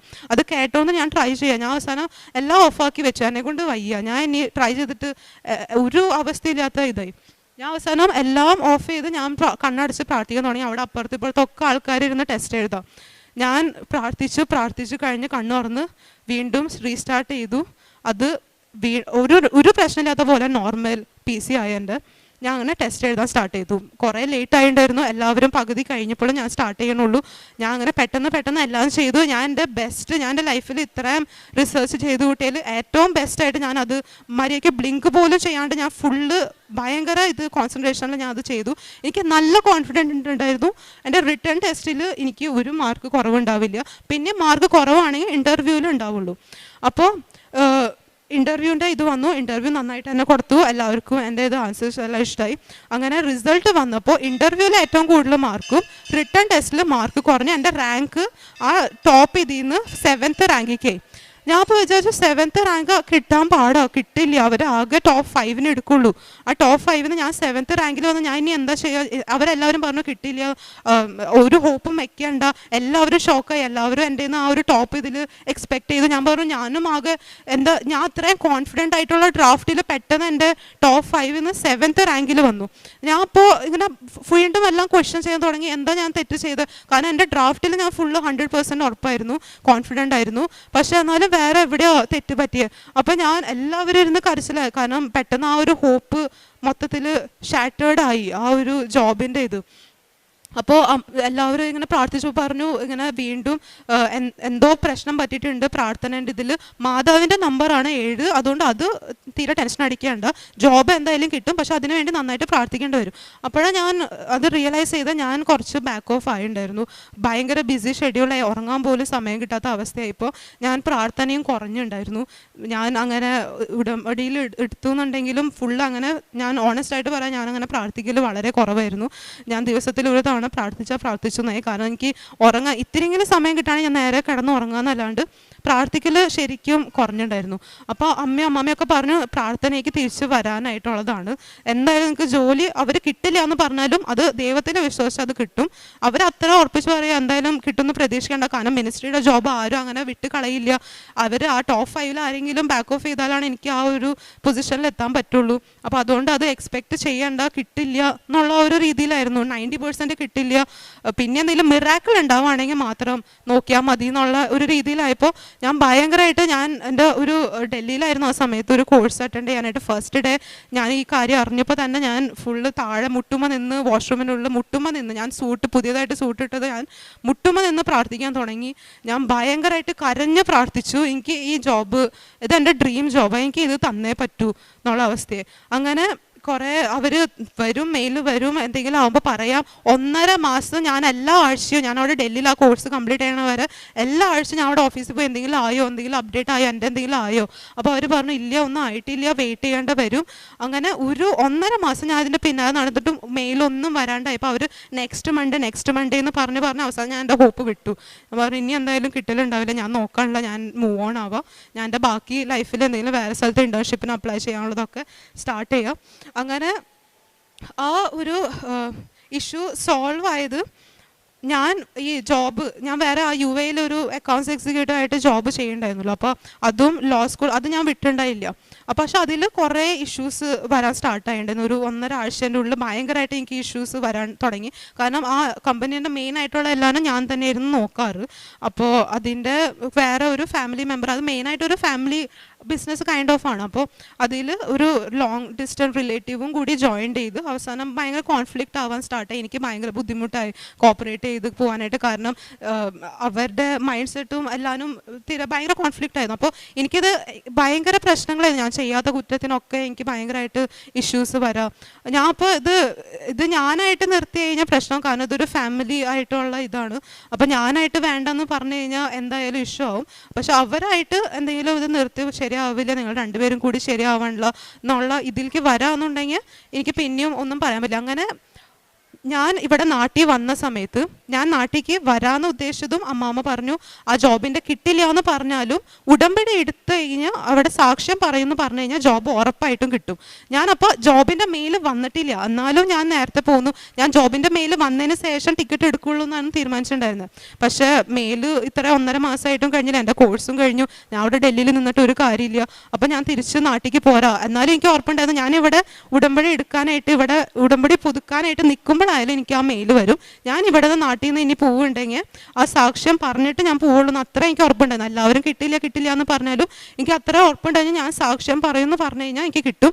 ഞാൻ ആ ഒരു ഉറപ്പിൽ ടിക്കറ്റ് എടുത്തു. ഞാനിവിടെ വന്ന് ഇവിടെ ഷോപ്പിങ്ങിന് പോകാനായിട്ട് കാറിലിരിക്കുമ്പോഴാണ് എനിക്കിങ്ങനെ ആ ഫാമിലി മെമ്പർ കോൾ ചെയ്തിട്ട് പറയുന്നത്, സ്നേഹം ഇത് ശരിയാവും തോന്നാനുള്ള, ഇതിങ്ങനെ പോയാൽ നിങ്ങൾ ഇങ്ങനെ അതിൻ്റെ തല്ലും ഇതൊക്കെ ആവുള്ളൂ, അപ്പോൾ എന്തായാലും നീ അത് നിർത്തിക്കോ. അപ്പോൾ ഞാൻ പറഞ്ഞു ശരി, എനിക്ക് കുഴപ്പമൊന്നുമില്ല. അപ്പോൾ ഞാൻ ഭയങ്കരമായിട്ട് കരയാനൊക്കെ, എല്ലാവരും കരയാൻ തുടങ്ങി. കാരണം ഞാൻ ഫുള്ള് എൻ്റെ ഡൽഹിയിലത്തെ എക്സ്പെൻസും എൻ്റെ എല്ലാ പേഴ്സണൽ എക്സ്പെൻസും ഈ ഒരു ജോബിൻ്റെ ഉള്ളിൽ ഡിപ്പെൻഡ് ആയിട്ട് ഇരിക്കുകയായിരുന്നു. എനിക്ക് മറ്റേ ജോബിൻ്റെ ഒരു തീരുമാനമായിട്ടില്ല. ഒരു 1.5 മാസം ഞാൻ പിന്നാലെ നടന്ന് ഒരു തീരുമാനമാവാത്ത ജോബ്. ഞാൻ കാറിൽ നിന്ന് ഇറങ്ങി, ഞാൻ വീട്ടിലെല്ലാവരും അടുത്ത് പറഞ്ഞ് കരഞ്ഞുകൊണ്ടിരിക്കുന്ന സമയത്ത് എൻ്റെ ഫ്രണ്ട് കോൾ ചെയ്തിട്ട് പറയാം മെയിൽ ചെക്ക് ചെയ്യ് എന്ന് പറഞ്ഞു. ഞാൻ കരഞ്ഞുകൊണ്ട് തന്നെ മെയിൽ ചെക്ക് ചെയ്തപ്പോൾ ആ 1.5 മാസം കിട്ടാത്ത മെയിൽ ആ ഒറ്റ ദിവസവും ഞാൻ കാറിൽ നിന്ന് പുറത്തിറങ്ങാൻ വെയിറ്റ് ചെയ്ത പോലെ കാറിൽ നിന്ന് പുറത്തിറങ്ങിയതും ഒരു ജോലി പോയി മറ്റേ ജോലി അപ്പം എന്നെ കിട്ടി. ഞാൻ മിനിസ്ട്രിയിൽ അപ്ലൈ ചെയ്ത് അത്രയും കിട്ടില്ല എന്നുള്ള അവസ്ഥയിലായിരുന്ന ജോബ്. ഈ ജോബ് പോയതും മറ്റേ ജോബ് എനിക്ക് അപ്പം തന്നെ കിട്ടി. ഞാൻ അവർക്ക് മെയിൽ അയച്ചു, ഞാൻ ജോയിൻ ചെയ്യാണ്, മൺഡേ 20-ാം തീയതി തുടങ്ങി ഞാൻ ജോയിൻ ചെയ്യും എന്നുള്ള മെയിൽ. എല്ലാം എൻ്റെ ഫുള്ള് ലൈഫ് ആ ദൈവത്തിലേക്ക് വന്നതിന് ശേഷം മൊത്തം ബ്ലെസ്സിങ്സ് മാത്രമായിരുന്നു എനിക്ക്. അതുകൊണ്ട് ഇത് കുറേ നേരം ഞാൻ പറയാനായിട്ട് എടുത്തു, പെട്ടെന്ന് കംപ്ലീറ്റ് ചെയ്യാൻ പറഞ്ഞാലും. പിന്നെ ഞാൻ റെസ്പോൺസിബിലിറ്റീസ് കുറേ ചെയ്യാനായിട്ടുണ്ടായത്, അതെല്ലാം ചെയ്തു. ഞങ്ങൾ ഫുഡ് സപ്ലൈ കൊടുക്കുമായിരുന്നു അവിടെ പൂനെയിൽ ഖടക്കി മാർക്കറ്റ് എന്ന് പറഞ്ഞാൽ അവിടെ കുറേ പാവപ്പെട്ട ആൾക്കാർ ഉണ്ടായിരുന്നു. അപ്പോൾ ഞങ്ങൾ അവർക്കൊക്കെ ഫുഡ് കൊടുക്കും. പിന്നെ ഹോസ്പിറ്റലിൽ അസുഖമായിട്ടിരിക്കുന്ന ആൾക്കാരെയൊക്കെ നമ്മൾ വിസിറ്റ് ചെയ്യും. അങ്ങനെ അവിടെ എല്ലാവർക്കും ന്യൂസ് പേപ്പറൊക്കെ കൊടുക്കും, നമ്മൾ ഇൻട്രൊഡ്യൂസ് ചെയ്യും, പൈസയൊക്കെ കൊടുക്കും. അതിനുശേഷം അവിടുത്തെ ചർച്ചിൽ നമ്മൾ ഹിന്ദിയും ഇംഗ്ലീഷ് പേപ്പേഴ്സ് കൊണ്ടുപോയി അവിടെയുള്ള എല്ലാ ചർച്ചുകളിലും അങ്ങനെ കൊടുക്കും. എല്ലാ റെസ്പോൺസിബിലിറ്റീസും ചെയ്യും. ഇപ്പം ഞാൻ ഡൽഹി പോവാൻ നിൽക്കുക, ജോബ് കിട്ടി മിനിസ്ട്രിയിൽ, ഇനി അവിടുത്തെ ലോയറായിട്ട്. സങ്കീർത്തനങ്ങൾ 139:2 മുതലുള്ള വാക്യങ്ങൾ. കർത്താവ് അവിടുന്ന് എന്നെ പരിശോധിച്ച് അറിഞ്ഞിരിക്കുന്നു, ഞാനിരിക്കുന്നതും എഴുന്നേൽക്കുന്നതും അവിടുന്ന് അറിയുന്നു. എൻ്റെ വിചാരങ്ങൾ അവിടുന്ന് അകലെ നിന്ന് മനസ്സിലാക്കുന്നു. എൻ്റെ നടപ്പും കിടപ്പും അങ്ങ് പരിശോധിച്ചറിയുന്നു. എൻ്റെ മാർഗങ്ങൾ അങ്ങേക്ക് നന്നായി അറിയാം. പരിശുദ്ധ അമ്മയുടെ പ്രത്യക്ഷീകരണ സാക്ഷിയായിട്ട് സ്നേഹ തൻ്റെ അനുഭവ സാക്ഷി നമുക്ക് മുമ്പിൽ പങ്കുവെക്കുകയായിരുന്നു. ഒത്തിരി ആഗ്രഹത്തോടെ ഉടമ്പെടുക്കാനായിട്ട് ഇവിടെ വരികയും എന്നാൽ അതിനെ തുടർന്ന് കൊണ്ട് ഉടമ്പെടുക്കാൻ പറ്റാതെ തിരിച്ചു പോകേണ്ട ഒരു അവസ്ഥയിലൂടെയാണ് കടന്നു പോവുക. എന്നാൽ പരിശുദ്ധ അമ്മയുടെ ഇടപെടലിലൂടെ തൻ്റെ സ്വപ്നത്തിലൂടെ തന്നെയാണെങ്കിലും തിരുക്കുടുംബത്തെ അനുഭവത്തിലൂടെ പരിശുദ്ധ അമ്മ തനിക്കത് ഒരടയാളമായിട്ട് ഉടമ്പടിയിലേക്ക് വീണ്ടും തിരിച്ചു വരുവാനും ഉടമ്പടി എടുക്കുവാനായിട്ടുള്ള ഒരു വലിയ സൂചനയാണ് ഈ മകൾക്ക് നൽകുക. അതോടൊപ്പം തന്നെ തൻ്റെ ആഗ്രഹമായ LLB പഠിക്കുകയും അതിനെ തന്നുകൊണ്ട് തന്നെ താൻ ആഗ്രഹിച്ച കോളേജിൽ പോകണമെന്ന് ഒത്തിരിയേറെ ആഗ്രഹിക്കുകയും ചെയ്തു. എന്നാൽ ദൈവിക പദ്ധതി എന്നോണം പരിശുദ്ധ അമ്മയുടെ ഒരു ഇടപെടൽ ഈ മകളുടെ ജീവിതത്തിൽ ഇവൾക്ക് മുമ്പേ ഉണ്ടായിരുന്നു. കാരണം ഇവൾ ആഗ്രഹിച്ചത് എവിടെയാണോ അവിടെയല്ല ഇവൾക്ക് അഡ്മിഷൻ ലഭിച്ചത്, മറിച്ച് മറ്റൊരു ആദ്യം എത്രയോ രൂപ കൊടുത്തുകൊണ്ട് സ്വീകരിക്കേണ്ട ഇടത്താണ് ലഭിക്കുകയൊക്കെ ഉണ്ടായത്. പക്ഷെ എന്നാലും അവിടെ എല്ലാവിധമായ സൗകര്യങ്ങളോടു കൂടിയാണ് അമ്മ എല്ലാ കാര്യങ്ങളും ഈ മകൾക്ക് വേണ്ടിയിട്ട് ഒരുക്കി വെക്കുകയൊക്കെ ചെയ്തത്. പക്ഷെ അത് പൂർണ്ണമായ പരിശുദ്ധ അമ്മയുടെ ഒരു വലിയ ഇടപെടൽ തന്നെയാണ്. അതിനെ തുടർന്നാണെങ്കിലും മുമ്പോട്ട് പോകുമ്പോഴും പരിശുദ്ധ അമ്മ, കാരണം ഇൻറ്റേൺഷിപ്പ് മുമ്പോട്ട് കൊണ്ടുപോകണമെങ്കിൽ അത് മറ്റുള്ളവർ ഒത്തിരി പ്രാക്ടീസൊക്കെ കടന്നു പോകുമ്പോഴും ഈ മകൾക്ക് ഡയറക്റ്റായിട്ട് അത് പ്രാക്ടീസ് ചെയ്യാനുള്ളൊരു അവസരത്തിലേക്ക് കടന്നു വരികയും അത് പരിശുദ്ധ അമ്മ ഈ മകൾക്ക് നേടിക്കൊടുത്ത ഒരു വലിയ അനുഗ്രഹങ്ങൾ തന്നെയായിരുന്നു. അതോടൊപ്പം തന്നെയാണെങ്കിലും 1250 പേര് പങ്കെടുക്കുന്ന ഇൻ്റർവ്യൂവിലേക്ക് പങ്കെടുക്കുവാനും അതിൽ തുടർന്നുകൊണ്ട് ജോലി ലഭിക്കുവാനൊക്കെ ആയിട്ട് ഇടയായത് പൂർണ്ണമായിട്ട് ഈ മകളെക്കാൾ ഈ മകളുടെ ജീവിതത്തിൽ പരിശുദ്ധ അമ്മയുടെ ശക്തമായ ഇടപെടൽ ഉണ്ട് എന്നുള്ളൊരു സൂചന തന്നെയാണ്. താൻ നേരത്തെ കൊണ്ടു നടന്നിരുന്ന ജോലിയാണെങ്കിലും അത് വിട്ടുകൊണ്ട്, പക്ഷെ അത് സങ്കടത്തോടെ ആണെങ്കിലും മുമ്പോട്ട് പോയിരുന്നെങ്കിലും അവിടെയെല്ലാം പരിശുദ്ധ അമ്മ തൻ്റെ ജീവിതത്തിൽ ഒരു സംരക്ഷണമായിട്ട് കൂടെ ഉണ്ടാവുകയും താൻ ആഗ്രഹിച്ച ജോലി അതിന് നേടിക്കൊടുക്കുവാനൊക്കെയായിട്ട് അമ്മ വലിയ അനുഗ്രഹത്തോടുകൂടി മകളെ അനുഗ്രഹിച്ചത് പൂർണ്ണമായൊരു സമർപ്പണവും വിശ്വാസത്തോടു കൂടിയുള്ള ഉടമ്പടി ജീവിതം തന്നെയാണ്. കാരണം മകള് പറയുകയുണ്ടായി, ഉടമ്പടിയുടെ പൂർണ്ണമായിട്ട് ഉറച്ചു നിന്നുകൊണ്ട് പ്രാർത്ഥിക്കാനൊക്കെ ആയിട്ടാണെങ്കിലും കുടുംബങ്ങളോട് ചേർന്നാണെങ്കിലും പ്രാർത്ഥിക്കാനായിട്ടൊക്കെ സാധിക്കുക ചെയ്ത് പരിശുദ്ധ അമ്മയുടെ ഒരു സംരക്ഷണം ഉണ്ട് എന്നുള്ളത് തന്നെയാണ്.